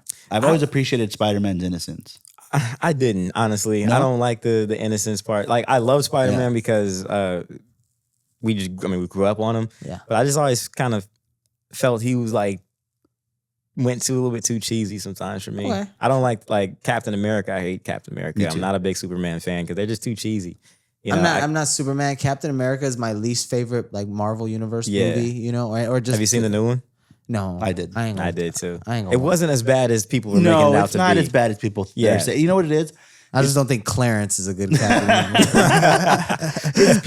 People try to compare it to the first three of Captain America. I'm like, you can't take it as that. Like, you got to have it be its own thing. That and two, man, I think people get too involved with trying to compare everything to Avengers Endgame and Infinity War. Mm-hmm. Yeah. Right? Or even if you want to go back to like when Marvel dropped the first Black Panther, right? Everything was hitting for Marvel. And I think now on everything that comes out, we expect everything to be 10 out of 10. And in the moment that it's not, we're just like, yeah, this movie's trash. It was Madam Web. It wasn't Madam. Like, this new Captain America is not Madam Web. You know what's underrated for me, speaking of movies that didn't do good with Marvel, is Shang-Chi. I like Shang-Chi, actually. I like Shang-Chi, dude. Yeah. That movie's have you ever seen that movie? I've seen a good chunk of it, but I love the comedy in it. Yeah. Yeah, like I really appreciate it. There's a movie called Everything Everywhere All at Once. It's a long ass name. Have you seen that? Bro, watch it. And since you're a movie guy, you're going to appreciate very, like, cinematically, like, the way that it's shot, the film work, everything amazing. The acting, great. And the story, bro, it'll fuck you up. Yeah. And it's funny. And it's like this. Have you seen it? No, I haven't. It's this lady, and like one day she walks into her tax office, and like her husband, who she thinks is who was just her husband a second ago, has put this earpiece on and turned into somebody else from like another dimension. And he gives her an earpiece, and he's like, when you get out of the elevator, make a right if you want your life to change, or make a left if you want to continue to live in the same shit. You know, that sounds like Severance almost. You know, and she gets it, but it's funny because the fight, it's like kung fu almost, so it's like very like, but it's not corny. It's like really good, well done. But yeah, so she makes the right dude, and her shit changes, and that shit gets, bro. It shows. I love mindfuck movies like that, bro. It shows her living in different universes, different periods of times, different things she's done in her, like, bro. And one, she went to a universe where like she was like a thumb. Oh, what the fuck? Bro, and she just kept like living through like these endless universes, bro. And like she was like a famous singer. Bro, it was crazy. It was crazy. So this famous, she ends up being a famous singer, one of her universes, and she gets to live it. And then she realizes how sad she is with her actual life, bro. And it fucks her up. Ooh. It's a fucking Everything Everywhere All at Once. It's on HBO Max. Fire, dude. Yeah, that sounds fire. Yeah, I'll definitely have to check that out. Yeah, sure. Marvel movies. So you said Iron. So I'm assuming that's your favorite Marvel movies. Then is Iron Man. No. I mean, Black Panther. Black Panther. Okay. Fuck yeah. Wakanda forever. Wakanda forever. It's funny. On my for work, my Zoom background is Wakanda. Hell yeah. Gotta let them know when they hop on the screen. You already know who you're talking to. You know, don't come over here with that. You know what I mean? That make America. You know what? Yeah, that I mean. So you know where we at. But Black Panther is probably my favorite Marvel movie. excluding Avengers, Endgame, and Infinity War. They right? executed that Black Panther movie so the first one. The first one. I even like the second though. Second one was good. I liked it. Not a fan of Shuri being Black Panther. Okay, you know that's what I mean? fair. That's fair. I know that's gonna be clipped or whatever, and you know, but I wasn't a fan of Shuri being Black Panther. But I know they didn't. Because here's my thing: as a black man, I didn't understand why just because Chadwick Boseman died in real life, why King T'Challa had to die in the movies. Okay, right? Like I've never seen. Like we've been through 30 different Batmans in our lifetime. Right, George Clooney got old Val Kilmer. Like people forgot Terrence Howard was War Machine. Yeah. Right, like we've never seen, you know, and not to get too, I guess, political here, but like whenever there's like a white superhero, we never see the superhero die or get old. Right, they'll keep remaking Supermans and all these other different movies and stuff, but it's like the one that we had that was like when I watched the first Black Panther, I never felt that much pride. You know, the only time, not only two times, but the two times in my life that really stand out to me where I just felt super prideful, like as a black man, to watch another black man succeed was Black Panther and when Obama got elected in 2008. You remember when T.I. was supposed to be Green Lantern? Just off to the side real quick. I don't remember that. I'm glad they didn't. No, I'm glad they the didn't do that. The thing was T.I. was supposed to, because I was thinking of black superheroes because the Green Lantern's traditionally black. Traditionally black. So that should be a black superhero. Yeah, and I think he is going to be. They're making a new. Yeah, I believe so. I believe he is going to be black. But even with the Green Lantern, like I got to see how they do it. Mm-hmm. But with Black Panther, it's different. Did you like the fuck? I have, dude. What is it? ADHD. I have that shit, so my mind's all over the place. But did you like Robert Pattinson's Batman? Since you said Batman, you like. I did. We were saying before we left that if you liked the Robert Pattinson Batman. Yeah, I actually. People thought it was emo. It was. I liked it, though. And I liked it. It was a nice touch because that's who Batman is, right? Like just emo. Not necessarily, but it feels dark. There's versions of Batman where he's like more emo than not. But I just liked it because he really took it and made it his own. Mm-hmm. Because I think the problem with our era and anything really is that we live in this comparison era.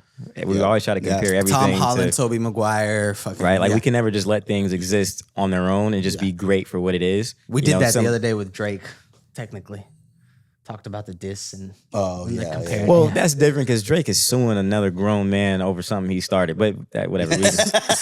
But we've talked enough. Yeah. But I like the Robert Pattinson one because he really made it his own.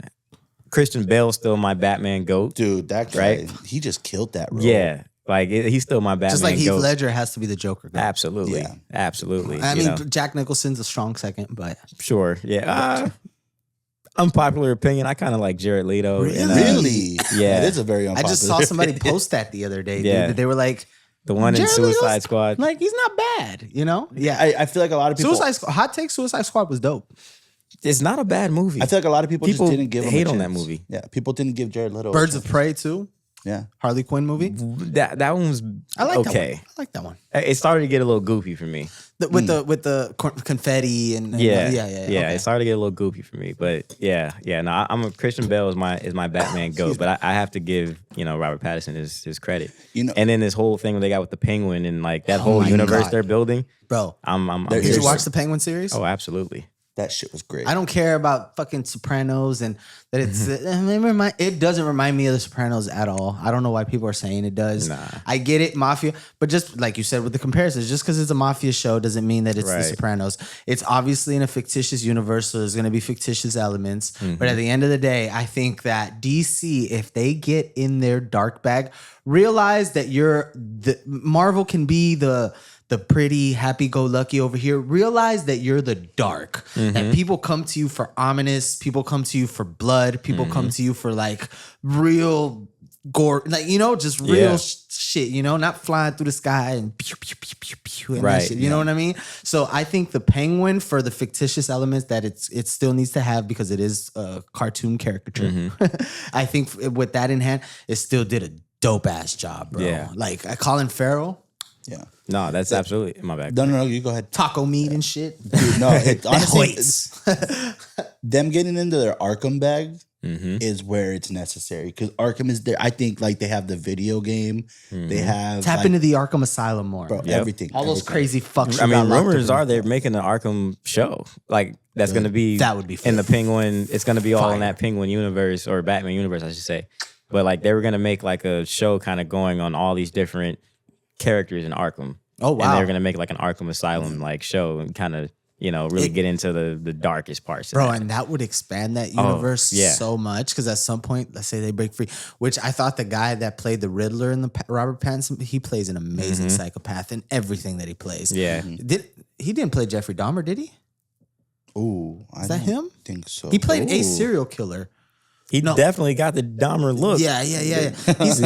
Look up his name, please, and see what movies he's done, because he's really good and he deserves a shout out, because I don't know his name either. But I thought that Batman movie was really dope, bro. It was. I even thought the Justice League, the Zack Snyder directed Justice League, I thought that was really good too. See, I think the DC movies.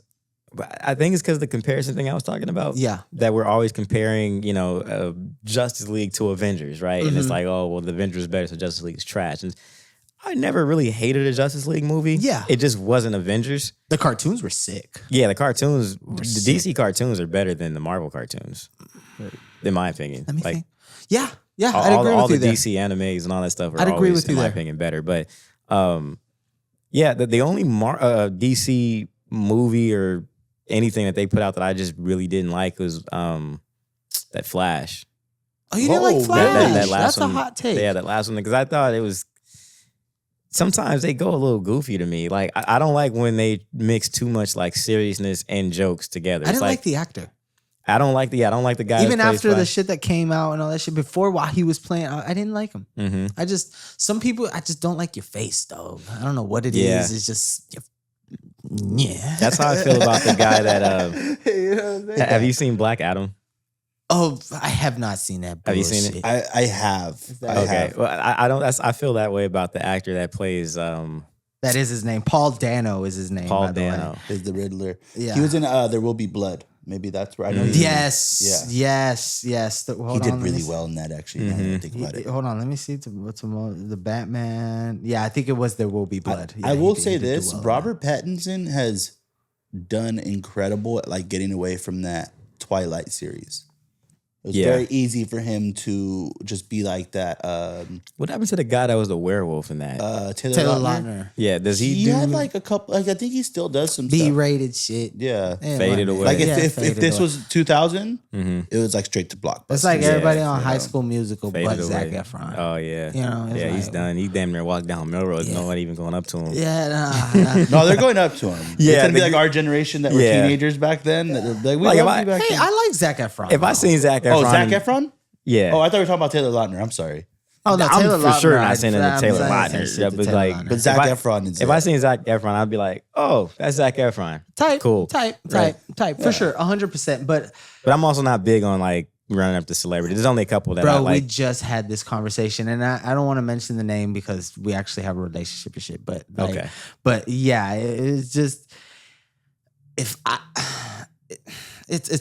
tough, bro. But you don't want to feel like I have to make myself less than to talk to you type shit, because like we both took a shit this morning and brushed our teeth and got up out the house. You know what I mean? So I don't respect you. I respect you for what you do. I don't respect you because you're famous. Exactly. Sorry. Like, now if you're somebody that's like you had mentioned earlier, like an Obama or like somebody that's done some real shit in the world that's made an impact and shit, then I'm going to show you respect, but I'm still not going to treat you like a celebrity. You know what I'm saying? We're two grown men having a respectful conversation. Exactly. But what were we saying before that though? Zac Efron. I actually like Zac Efron, dude. Bad Grandpa was hilarious. Dirty Grandpa. Sorry, and then fucking The Neighbors.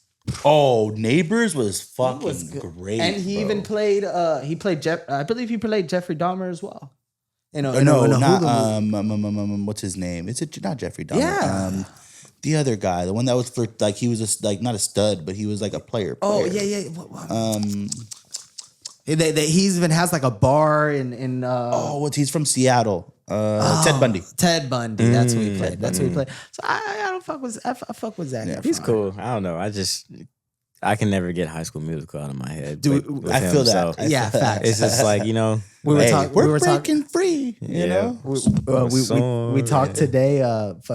With a client, they were saying like, bro, the people that in like, I had mentioned to him, I'm like, man, the people that were in high school that were like hot, like nowadays they're like not, And me in high school, Vanessa Hudgens the only one that. Oh yeah. Held on to no, that. but what I mean is like our peers in high school. Like, do you remember the popular kids in school that were like supposed to like be hot and be the shit, and they were gonna, And then, damn, homie, in high school you was the man. Have you ever seen like one of the like girls that went to your high school that's like she was like that? Yeah. And now you see her and then she's not like that. She's not but like she's low key trying to give you some time. Yeah. I'm like, nah, I'm good. You be all you can be, baby. You know what I mean? Be all you can be. Baby. I would start using that one. Oh yeah. Be all you can be. Bro, I don't argue with people no more. None of that or get it. You be all you could be. Are you in a relationship now? Nah, I'm not in a relationship right now. I was in a very serious relationship a couple of years ago. Okay. And things ended on good terms. We just grew apart. Yeah. And, how happen. Life goes. Yeah, things happen. Mm-hmm. But and to no fault of her own or anything. This is not a shot at her, but.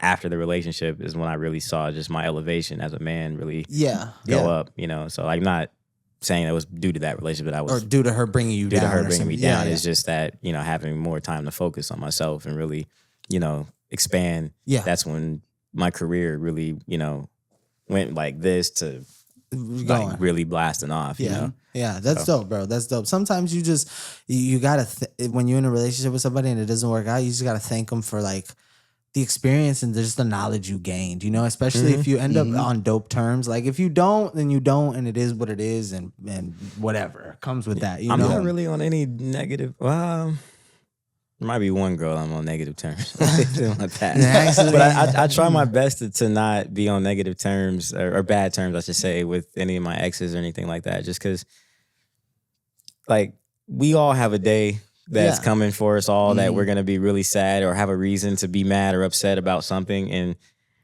that day ain't today. I'm not going to just be mad, because like we didn't work out. Yeah. As long as you didn't do no bullshit to me to, make me look crazy or do anything like that, then I'm not going to act like this person that I respected and called my best friend at one point, the person I wanted to talk to every day, like act like they're just a bad person now just because we didn't work out. And holding grudges against somebody is so ugly for you too, as a person. Yeah. And you don't grow mentally until you learn to let go. Absolutely. Well, I don't forget anything, but I don't for sure. I don't forget nothing, but I don't forgive shit either. You know what I'm saying? But I just know what it is, and I'll just roll with those punches. Like I told Angel since we was kids, I'm like, bro, if you was bound to cut everybody in the world off because of one or two flaws they had, you'd be by yourself at the end of the day. You feel me? But that's interesting because whenever it comes to like love and relationships, are the only type of relationships in our life that we handle in that manner. You know what I mean? Like between you and the homie, right? I'm sure there's been days or something where he's done something where you're like, hey, bro, like I didn't like how that felt, or I didn't like, Yeah. But when it comes to like a relationship, one mistake and we're like, that person was narcissistic and all these different new terms we love to use. There's nothing more dangerous than a woman scorned. It's got to be the truth. There's nothing more dangerous than a woman on social media. No, I mean, I say that. No, real talk. Like it's a joke. I'm joking, but is it women? I love y'all. No, I love y'all for real. But I do think social media in itself has the access. Let me not say social media. The access we have in our pocket and our phone. Like in within 10 seconds, I can ask my phone. Statistics on World War II and I can have it. I don't have to read anymore, right? When it comes to relationships, I don't have to, everything is just so open and we just have, so we, back to the comparison thing, we live in this era of comparison, and comparing and contrasting all the time. So, I was joking and saying that women, the most dangerous thing is women with social media. That is a joke, but I mean that in the sense that I see a lot of people, men and women, just regurgitate these things you see on Instagram reels that only sound good on an Instagram reel. But when you apply it to real life, bro. Like I was out at dinner last night and this girl was talking about how she'll never deal with the man that has less money than her and she will never be she never wants to be the breadwinner. Well, that's admirable and I respect that. I think most men want to be the provider, yeah. right? Mm-hmm.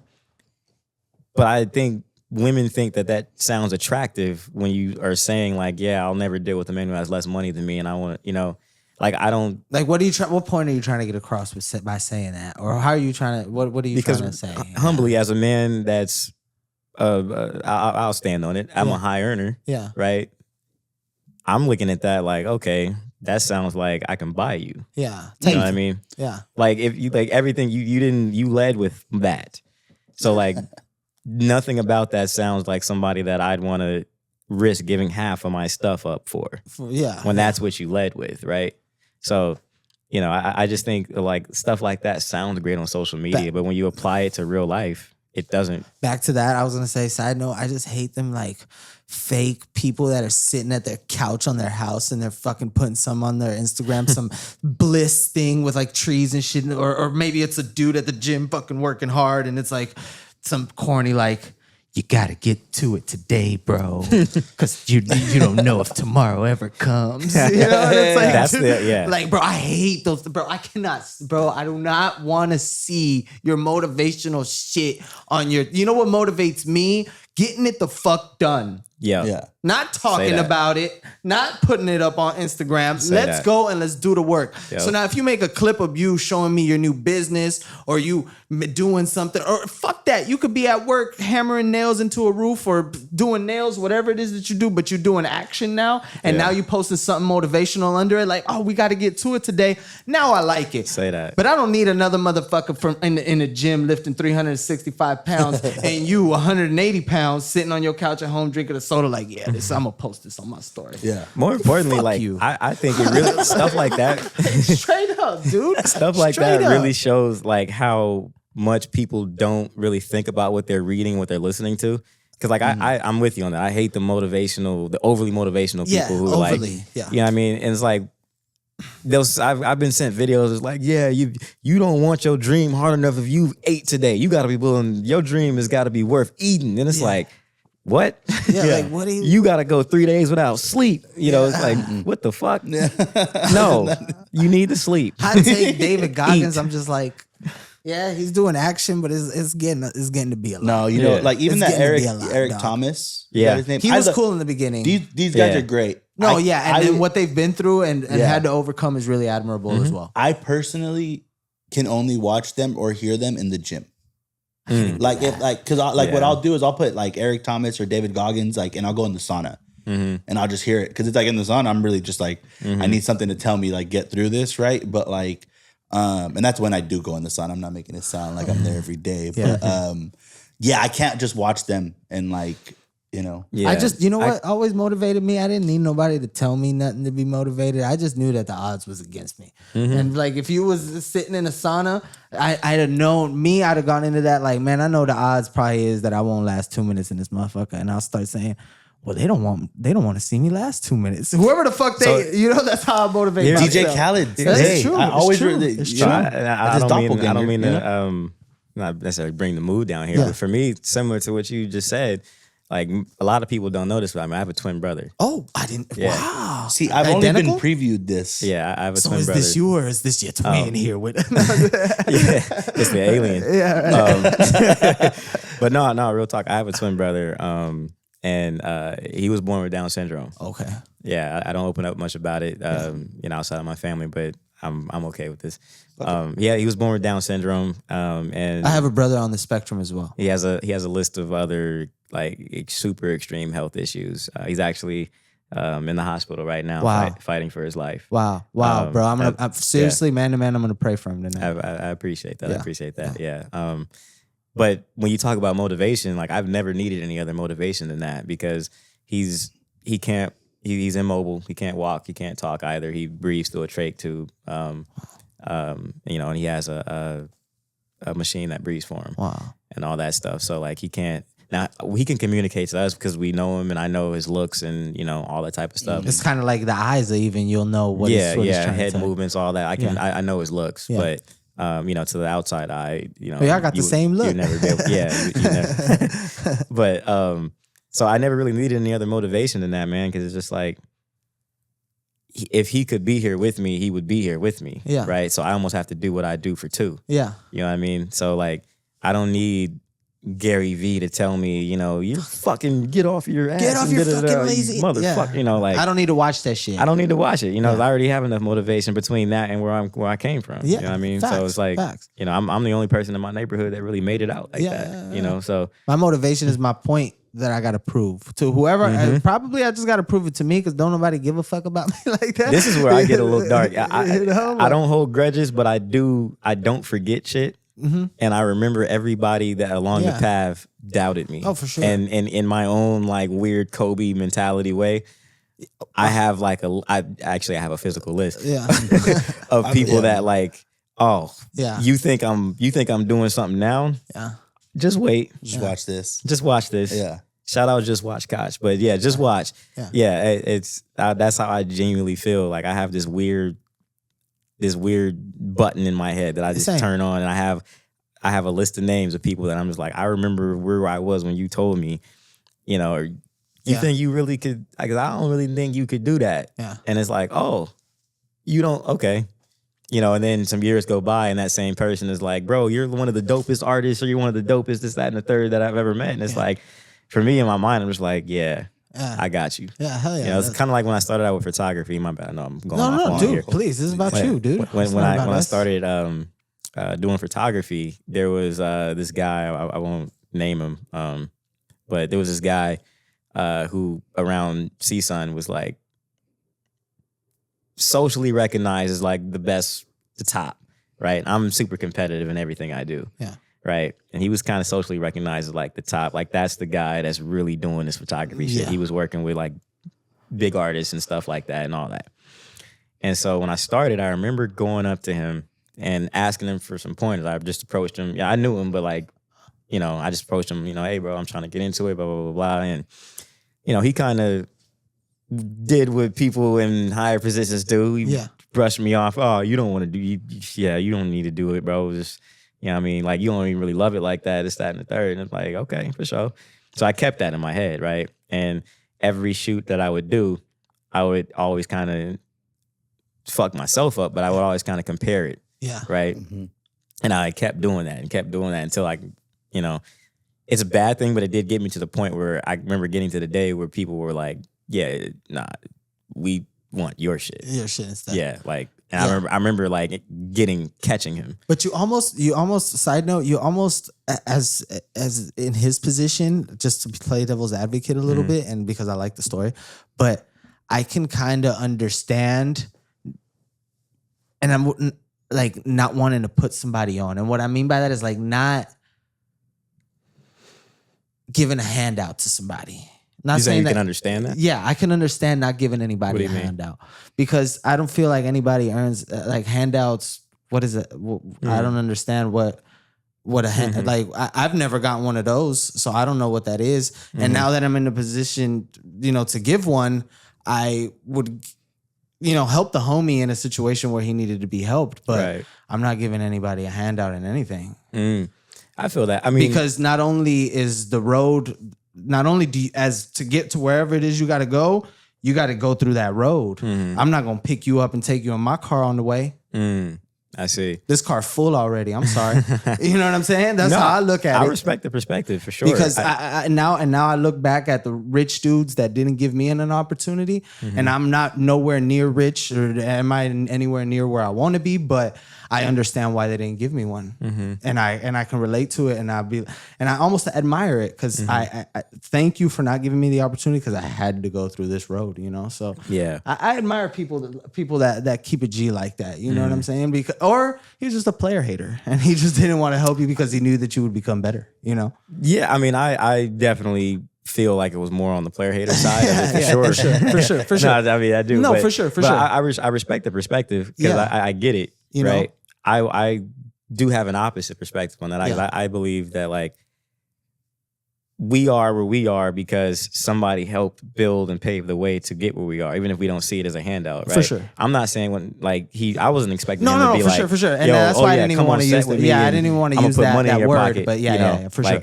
That's not, I'm not talking about that type of handout. I just mean like if it's Like when I meet a youngin now. Oh yeah, I'll put little dudes on. If I can give him even if I don't put him on in a situation to like make money, I'll give him some knowledge. Oh yeah, that he's not gonna know right now is valuable, but 2 years, 3 years, 5 years down the line, it's something that he's gonna look back to, and it's happened to me where youngins have come back to me like, "Hey, bro, remember you told me a year ago, you know what I mean, about competitive stamina." Yeah, and I remembered that, and for me, it's like I remember when I get motivational sometimes, so I was talking, but for him, he's the homies come back and like, yeah, I remember that, bro, and like, I always kept that in my mind, and now, now I'm, I didn't move to LA, I got my own crib and this and the third. I'm like, oh man, that's dope, and like. So I like to inspire people. Oh, for sure. I mean? Like every kids walk into our store sometimes and they don't know the value of their Pokemon cards. It's like, how do I look it up? We have like kids that come in there, try to resell. I'll hook them up with like a free pack or something, whatever I can do, But with the kids, I try to give them game. Like, this is how you do it. This is how you realize what the market price is. This is what people are buying at, in case you want to go into business for yourself and do it. You know what I mean? But by handout, I mean like if a grown man walked in and was just like, dude, I like Pokemon cards. Give me a job, like. Oh yeah. Or or dude, I like Pokemon cards. Let's open a store. Mm-hmm. Yeah, no, I feel you. You know what I mean? I feel you on that. So, and it's not like I'm a player hater because there's enough money in this in the world for everybody. We can all get us some money. Trust me. However much money you think there is in the world, 10 times that, and that's how much money is out there. But it's not no player hater shit. I just believe that the road that you got to get to where you're going is super important. Like my little brother, for example, he just turned the age where he can work and shit. And my mom was like, man, get him a job at your store and shit. And I was like, nah.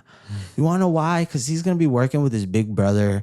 He's going to be chilling. He's not going to really learn anything. And it's his first job. You know what I mean? He's not going to really learn anything. He's not. Now, in the summer, if I need like an assistant to come with me and help me put bags in my car and do that type of, work, then cool. But as far as I told her, he first needs to work like at a PacSun or a Target or, maybe not Walmart. That's a little ghetto, but PacSun, Target, the mall or something. Because I feel like those are developmental things that people need to go through. You know what I mean? Like, just. So I have a question for y'all. Yeah. Racially, do you think do you guys see a difference in like in Black and brown communities how we bring up our youth as a comparison to like, let's say, Asian and like white communities, right? So where I'm going with this is like, you see like an Asian person will live at home until they're 30 years old, ready to get married and move out, right? Like, but like in our communities, Black and brown, it's like when you turn 18, you're on your own. Yeah. Right? You got to get it, kind of similar to what you're saying is like, you got to go through the fire because I had to go through the fire and this is going to make you fireproof, right? But then when I look at like other communities that are doing far better than our communities are, like, I've never seen like a white father be like, yeah, nah, I'm not going to help my son out because when he's 18, he's got to get out the house. Like you stay as long as you can until you get on your feet. Yeah. And I know this is kind of going different from what we're talking about, but I'm just curious. I got kids, so I don't think I ever like my kids won't ever have to leave. You know what I'm saying? Like we were just, me and Alex was just having this conversation where I was like, man, like.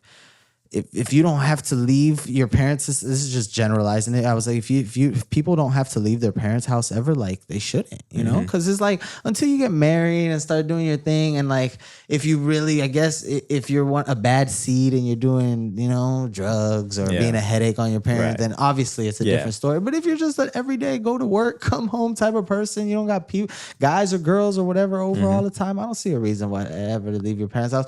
But do I see, dude, me, fortunately, I got the best of both worlds because I am Cuban, but my dad's Black. So my dad's Afro-Cuban. So so a lot of Cuban people are Black as well. We in the slave trade, Cuba was a very, very big and just stopping there and getting to here type deal. So so I got to see both sides of it, and it's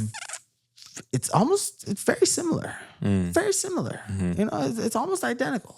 Well, that's why I said like the only thing that's different is the food. That's why like I like, that's I really reference like our communities kind of together as Black and brown communities because like we have. And you said communities doing better than us. What do you mean by that? Can you touch on that maybe?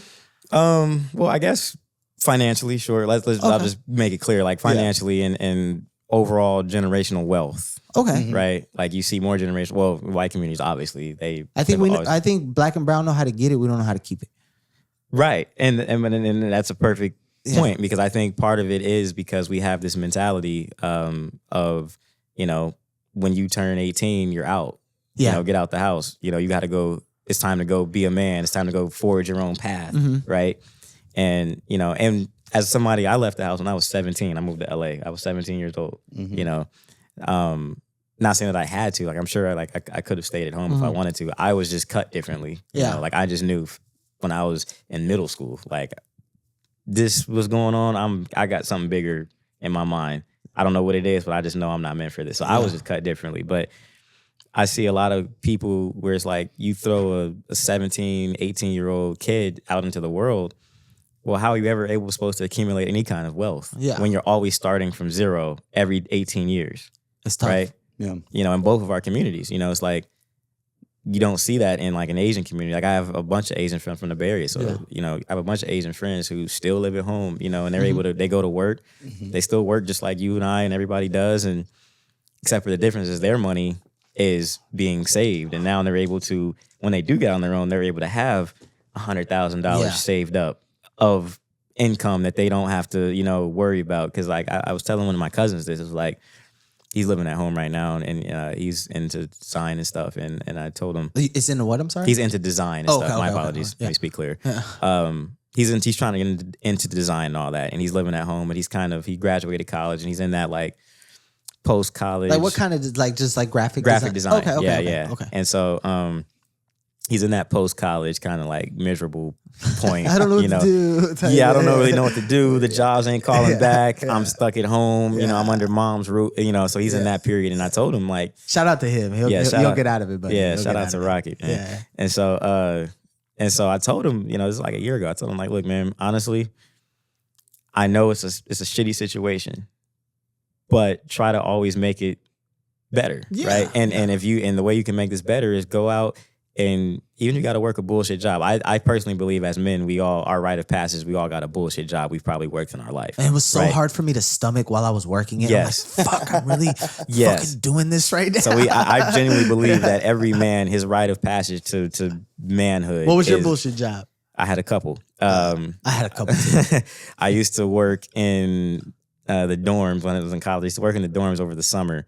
I used to have to take care of all these different groups, kind of like as an RA. But quite literally, I used to have to plunge toilets consistently. Wow. And it was for like foreign kids that would come in and stay, and like so this shit just smelled different. No. They just they shit differently. Like sometimes they stand on the toilet seat and squat to shit, and if they miss and the toilet gets backed up, it's just shit everywhere. Like I wonder where that's a thing. It's I know like in Asian countries it is, but it's because their toilets are built different. Like they're built squatting rather. I heard Asia has some of the best toilets in the world. No, yeah, because it's just better for like the way their toilets are. It's just better for your like whole intestinal system. Like I don't know like those machines. Those, like you remember Albert's house where you had that stool?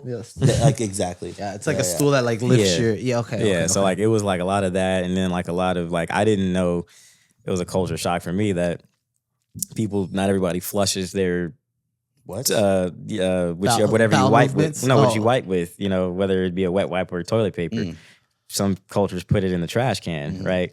And when the trash can, so there was times where That's always tripped me out. Where I'd have to go like plunge a toilet and, and I could give you some stories, but I won't, they're very graphic. Yeah. So there's that. The other job I worked at was super shitty. I worked campus security. Right, nothing about me says security guard. Right, nothing about me says security guard, but the shirt. Yeah, I had the shirt, and they gave me this long ass flashlight. Two German shepherds. Yeah, top flight security. I think my name was Ocean 605 or something like that. We had code names. It was they ran it like the police. And like Ocean 605 is a cool nickname. Yeah, it was. I remember going to the dorms. What's your bullshit job? Yeah. Well, hold on. I have one last one. This next one is the one that put me on the path of like, all right, I'm going to make or break it with art. And it actually wasn't as bad as the other ones, but it's Best Buy.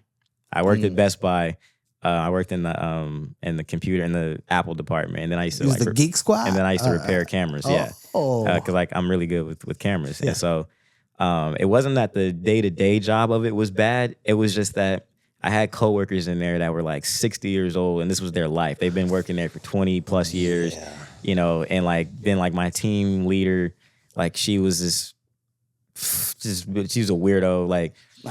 She was just weird, you know what I mean? I'm like, she'd come in late and be like, yo, why haven't we sold $10,000 today? And I'm like, it's Wednesday morning. Who the fuck is buying a you know what I mean? Like, what are we doing? You know, so, and it was seeing the level of seriousness that everybody in there took that job with. Oh my God. And I have a story for that also. Yeah, and it was just like, for me, being in college at that time too, and I've always been a dreamer, I'm just like, y'all know that like we're just selling products here. Like this isn't make or break. This isn't do or die. And they were in there like, you know, if you don't make your $10,000 quota in a day, annoying. You know, we're gonna write you up. You're gonna have to talk to court. It's like, what? Like, fuck you and corporate. So I remember my last day at Best Buy. I just remember getting in my car and I was like, you know what? If I'm gonna fail and if I'm gonna have to be miserable in life, I'm gonna be miserable and fail forward. Yeah. You know, I'm gonna go and do something around art. And I'd rather be miserable instead of the desk checking people in a studio or something. Yeah. At least I'm around art. You're taking a step in the field. Yeah. That you want at least I'll in. be miserable around what I want to do as opposed to fucking selling cameras and Macs. Like, I have no passion for that. Yeah. Like how could you? I remember at Pollo Loco one time, this dude Francisco. I was gonna say shout out to you, but fuck you, Francisco. No, was this your bullshit job? Yeah, this is one of them, and I've had Francisco. Bro, I've had 30 jobs more in my life. But he came up to me one day and he's like, "I'm the manager. I've been working here 20 years. Show me some respect." And I looked at him. I was like, "You want me to respect you for that?" You're the manager of Pollo Loco, bro. Like, what are you talking about? Yeah, like what? And you know what? That shit makes me so angry, bro. My thing, I've always quit dramatically. And then, fuck this shit. You know, really? I'm one of them type quitters. I'm a silent assassin. Oh, dude, one time the security guards tried to walk me out, and it wasn't even security. It was a worker, and I was working. I used to do paralegal work, and I remember they fired me because I had a vape pen. They found a vape pen or whatever right at my desk, and they was firing me because of it. And I remember the dude walk up. I'm talking to the dude. He firing me, and then I feel the other dude's energy coming back here, and I see him, and I'm telling him something. I was like, cool. I'm gonna grab my stuff from my desk. If he touch me, I'm gonna fuck him up. And from there on out, we're gonna figure everything else out. Oh yeah, I've always been one of them type of. Oh yeah, I'm a silent assassin, and word to that nickname, I actually got that nickname in college. Not from the way I would quit jobs, but whenever we would go to like parties and stuff, like I would be the dude that would somehow leave with girl or have the numbers or whatever, but no one would ever know. Like, cause I'm a very relatively introverted person, at least in public. And so like, you know, like if anyone's ever seen me in a social setting, like I'll just chill. I'd talk to everybody that comes around me, but you know, I'm just chilling, you know, but then somehow at the end of the night, people will be like, how the fuck did you, when did y'all even? You pulled Amanda, bro? Yeah. I'm like, when did y'all even talk? And I'm like, you know, I went behind the crowd and, you know, excuse me, baby. You know what I mean? You know, but what was your bullshit job? Mine was Pollo Loco. I worked a roofing job. That was shit too. Roofing sounds terrible. I worked at a winery. In Vegas, Ooh. dude. Oh, no. Bro, I remember one, quick, I'll let you get there. Bro, they transferred us to Vegas it was here, but they transferred us to Vegas to do roofs in the summer, bro. And I was sitting up there in the roof all the time. And I told them dudes one day, you know how I get sometimes I just and I went and we were staying at a Motel 6 in Vegas, bro. And I remember I knocked on the manager's door. I was like, hey, the first train home, that's the one I want to take. What do you mean? Jesse, it's 3 a.m. What you doing up? I was like, I ain't been able to sleep. My back is burning. Yeah, I was gonna say, bro, I've been on the roof all day, bro. My back is like you. Don't like, y'all wear like hoodies and shit up there? Nah, it's t-shirts and shit. Like nothing like. I be seeing the construction dudes being hoodies in the middle of summer. I'm like, couldn't be me. But they got them because it's a protective. Okay, your bullshit job though. I worked at a winery, but it was like family owned, or it was like a big winery, but it was still ran like if it was family owned, and that boss, like the owner, was just the worst. Like he was just like he would haze you at work. Like he would try to like break you mentally, And he was one of those. Yeah, you get me? And so like I would talk shit right back, but yeah, that place just because like it was just terrible dealing with throw up and shit like that. Yeah. I've worked for a terrible owner too. Yeah. Security, it was memorable, but I dealt with a lot of drunk people's bullshit. So it was just like you're at like a nightclub or something? Yeah, at a bar. So it was like, it was cool. It was cool. Do security guards, y'all be getting shorties at the bar? You know what? It is a time where you can be very social. You get me? Like, I definitely was. Like, I was always social. Like, if you were coming up, I'm trying to have a conversation with you. Right. So I can see, like, definitely how why are security guards sometimes just, like, assholes for no reason at the bar? You know it's like, bro, what are you on, bro? You know what it is? It's just, like... Calm down, Drew. It's that... like you're dealing with... You probably dealt with hella people's bullshit. Yeah. Manager's bullshit, for sure. Uh-huh. And it's just a mixture of that. But your bullshit ain't my bullshit. No, but I can... I've been at an event before, actually here in Hollywood, and the security guard comes down the line. He's like, all right, y'all not getting in unless y'all take one fucking step back. And there was a wall right here. So like literally he just wanted us to like scoot like an inch this way. And I'm just like, but like, what is the hostility about? Bro, or you get up there and it's like they're like TSA agents. That just happened to me at Knott's. Asserting dominance. Dude, that's what it was. Just happened to me at Knott's. I'm in line. We're waiting to get on the line, and I'm the first person in line. There's another group next to me in another row. Right. And it's not my fault that behind me the whole line forms. Like it's literally these two girls in this line, and behind me there's maybe 25 people. Yeah. So I don't know why it happened this way. It just did. And the girl walks out and she goes, "Well, you two are the only ones getting in because everybody's in the wrong line." And somebody from the back said, like, nobody's switching. Like it's the only line. Like you're saying it's bro, we're at Knott's on a Tuesday.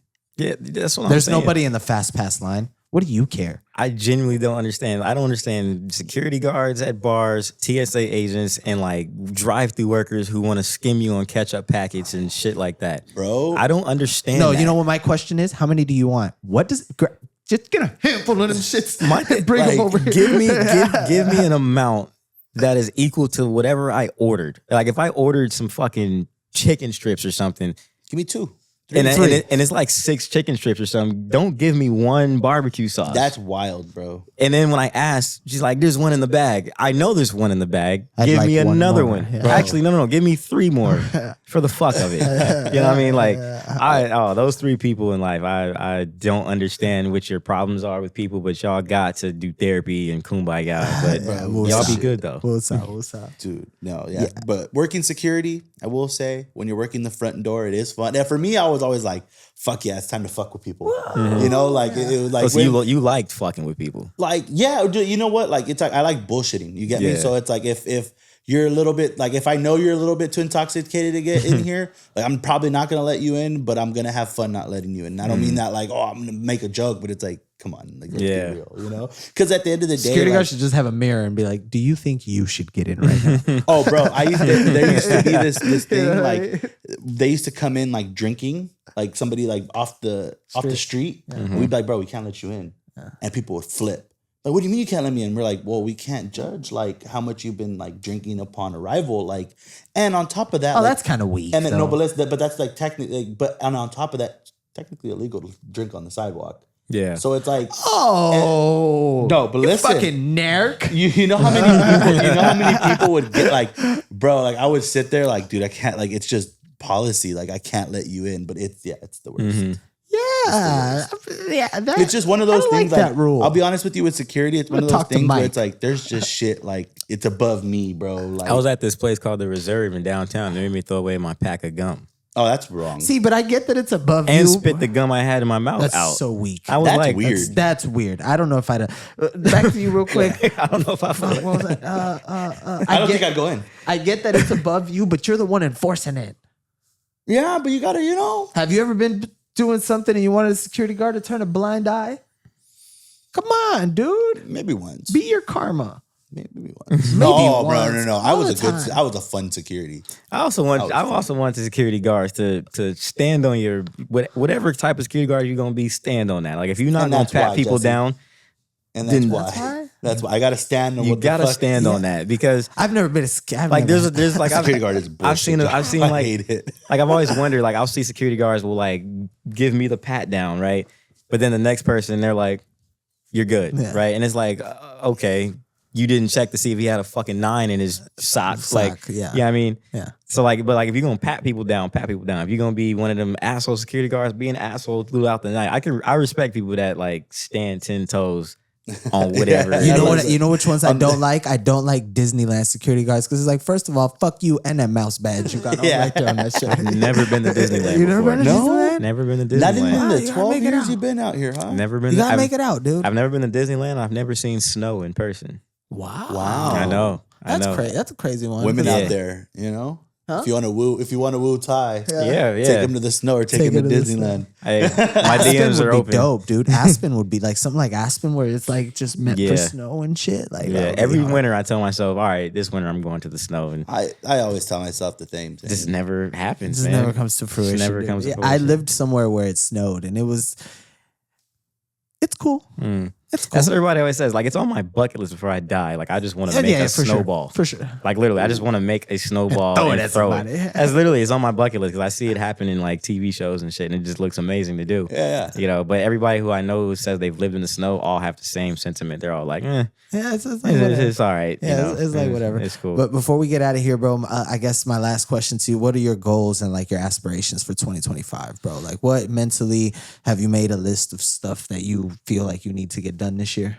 So when it comes to goals, I'm not big on setting crazy goals like that. Okay.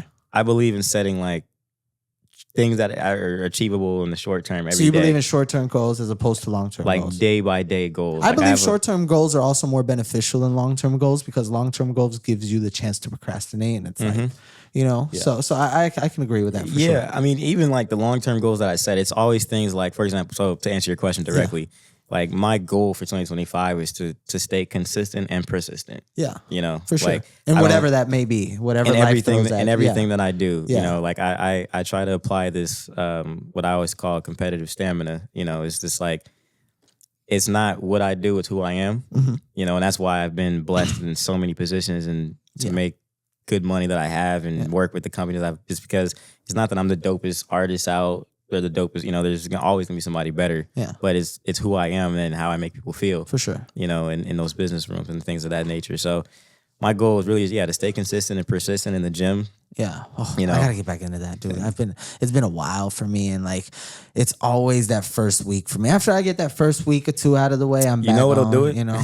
This is funny. So in your bedroom, buy a mirror, a big ass mirror, and put it next to your bed. So when you fuck, you get to see yourself. You see and yourself. when you look over and you see yourself fucking, and you're like, if you don't like the image you see, get in the mirror tomorrow. I'm trying to tell you, look, I know it sounds like a joke, but I'm dead ass serious. I put a mirror in my room and like, I remember coming out of like the pandemic. I put on some pandemic weight. You know what I mean? Yeah, not crazy, but like I put on some I put on some pandemic weight, and I remember you know, I was the magic was happening. Yeah. And I looked over at the mirror and I was like, what the fuck? Who are you? And why are you in my room? Like, why do I look so out of breath? Like I look out of, you know, I just didn't like it. And so I for 2 years, well, more than that, my whole life I've been an athlete, but like really the last 2 years I've been like hyper focused on getting in the gym, being in the best shape that I could possibly be in and stuff. So eating has a lot to do. What you intake in your body has a lot to do. People don't understand how big of an impact that has to do on how you feel, bro. Like that's the biggest thing I still struggle with is the diet part, because I travel a lot, and so sometimes it's easy to just. I don't know why your mic sounds weird. Oh wow, you sound like you sound robotic. Am I robotic? Okay, we're back. Sound like that was crazy for a quick second. Yeah. No, but I could totally agree with just staying on top of things, staying persistent in what you do. Consistency is key in anything that you do. Everything. Yeah, man. and like, both of those are. You guys got this because I'm sure there's a level of consistency you employed in your life. I'm a headache. You know what I mean? I am a headache. Oh, I better not be calling your phone needing something. Because if I do, see, I admire that, man. Because like people like you are needed. But I'm a friendly headache though. Like if we have business going on and it's been a couple times that I've hit you already, I'll still probably hit you like, hey Ty, I'm just following up on this. I know you've probably been busy and haven't had a chance to read my message, but I just wanted to double check that we're still on the same page and blah blah blah blah blah. One of my I'm gonna because I need it. One of my closest homies is like I call people like you fast break starters. So like you're needed because like for me, I'm one of those people that's like I'm gonna get it done. Yeah. You know what I mean? Like I'm gonna get it done like on my time when I'm gonna get it done. Like I pride myself on being dependable in people's lives. And I think everybody around me would say that I'm a dependable person. Dependable person. So but I struggle with that. Like when I need something from somebody else, I don't want to be a pest. Because I'm gonna just be like, all right, you're holding me back, and I'm just gonna do this anyway. Yeah. Like whatever this problem is, I'm gonna eliminate this problem myself. You know, and that's not to get back in the relationship. I know you're trying to wrap it up. No, not at all. That was like one of my issues in a relationship is that like I would bottle a lot of shit up.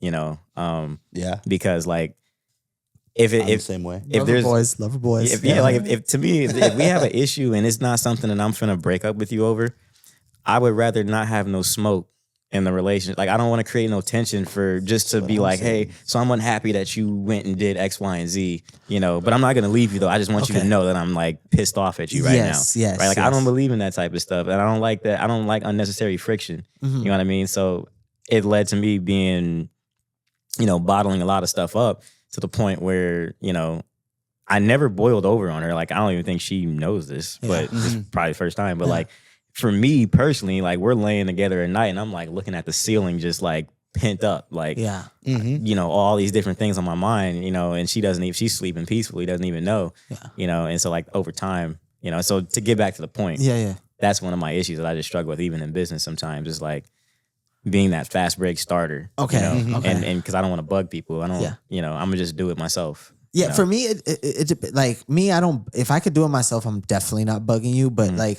since we're retail, bro, and you deal with people that have your products, basically, like, and Pokemon is so fucking hot that if you don't call these guys 24 hours a day, like they're acting like, and if they see this, cool, but they're acting like they're diva. Like the distributors are acting like divas, bro. Like straight up, like you're calling them like they're the store owner, you know, almost. And when it's like, bro, you should be calling me.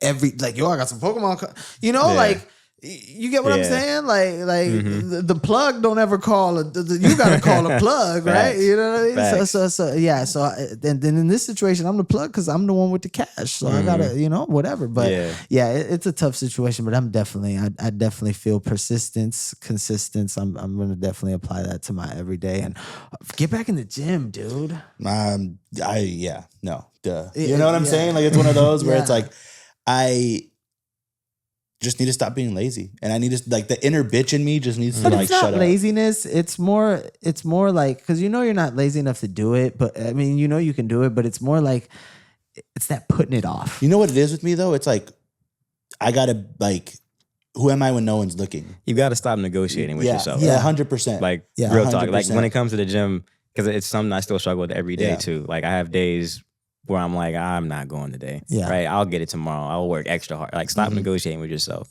right? Because like you wouldn't show up late for a job that you're employed to work, right?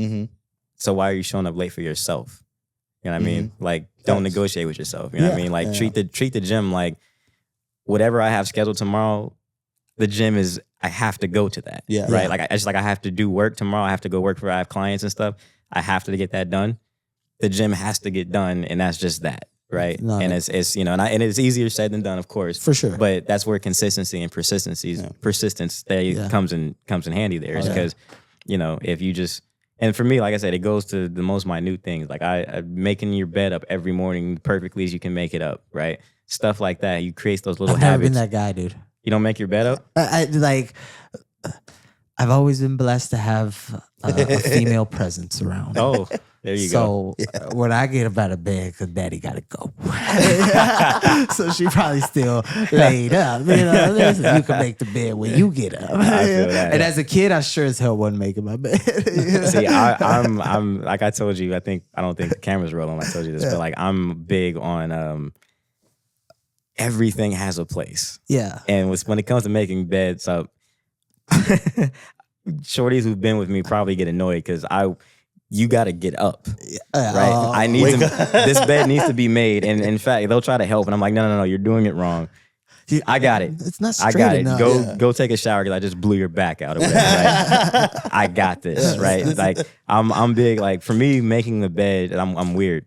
I can't function in my day unless my bed is like made up perfectly. Like I can't. You know, like if I come in my room and my bed is like messy, it just throws my whole psyche off. Okay. You know what I do that's weird? Because during the day, like my bed might get the dog jump on and shit happens. It might get fucked up, right? At night, I have to have it made before I get into before I lay down. Like, bro, my last step of my routine is making the bed, like and then putting it out, making sure the sheets are straight. Yeah, and then getting in it. Right, I swear that's my routine, bro. I'll make sure everything feels good. The pillowcases is nice and everything's nice. And random question, but are y'all like a shower at night? Yeah, yeah. Okay, 100%. Because I didn't know that was like not a thing until like I guess with social media, and I see people talk about how they don't shower at night; they'll just shower in the morning. Or I couldn't. I shower in the morning and at night, but I couldn't. I physically couldn't. I can't fall asleep. If I had to skip one, I'd rather skip the morning shower than my night shower for sure. Yes, I 100% agree with that. Because there's sometimes I'm too quick. I'm out the house. I skip morning shower. Yeah, but I could not go to sleep. Shower or not in the morning, I could not go to sleep. I'm not a huge shower in the morning person. I'm a shower at night person, and then like I'll shower in the evening. Yeah. Like if I, I like showers, but like the shower in the morning would never made sense to me because like I just went to sleep. I didn't do anything, you know? Okay, fair. But like if I come home in the evening time and it's like early enough. What if you sweated the night before? Because I'm sweaty. Sometimes I sweat a little bit. Yeah, I mean, I get hot when I sleep for sure. Like if I go like this and I could feel like this sticking together, I'm like, oh yeah, we got. Yeah, like I don't know, I just kind of listen to my body. You know what I mean? Like true. Yeah, like if I get up in the morning and like you said, I had a night where I feel like I sweated a lot, then you know what I mean. Dude, we've touched on everything from fucking your career to Marvel to everything else in between, bro. But it's been super fun. We appreciate you coming out, bro, and we hope to get you again soon. Maybe you and your partner next time, or even you by yourself. You're more than welcome, bro. Man, anytime you guys want me to come up, I will definitely come up. I love, I just love being a part of it, you know, and any kind of insight or anything I can offer to the conversation. I appreciate you guys for having me. Dude, off top. You're always welcome, bro. Yeah. So we appreciate you. And that was the homie TDOT. Let's get up out of here, baby. Yep.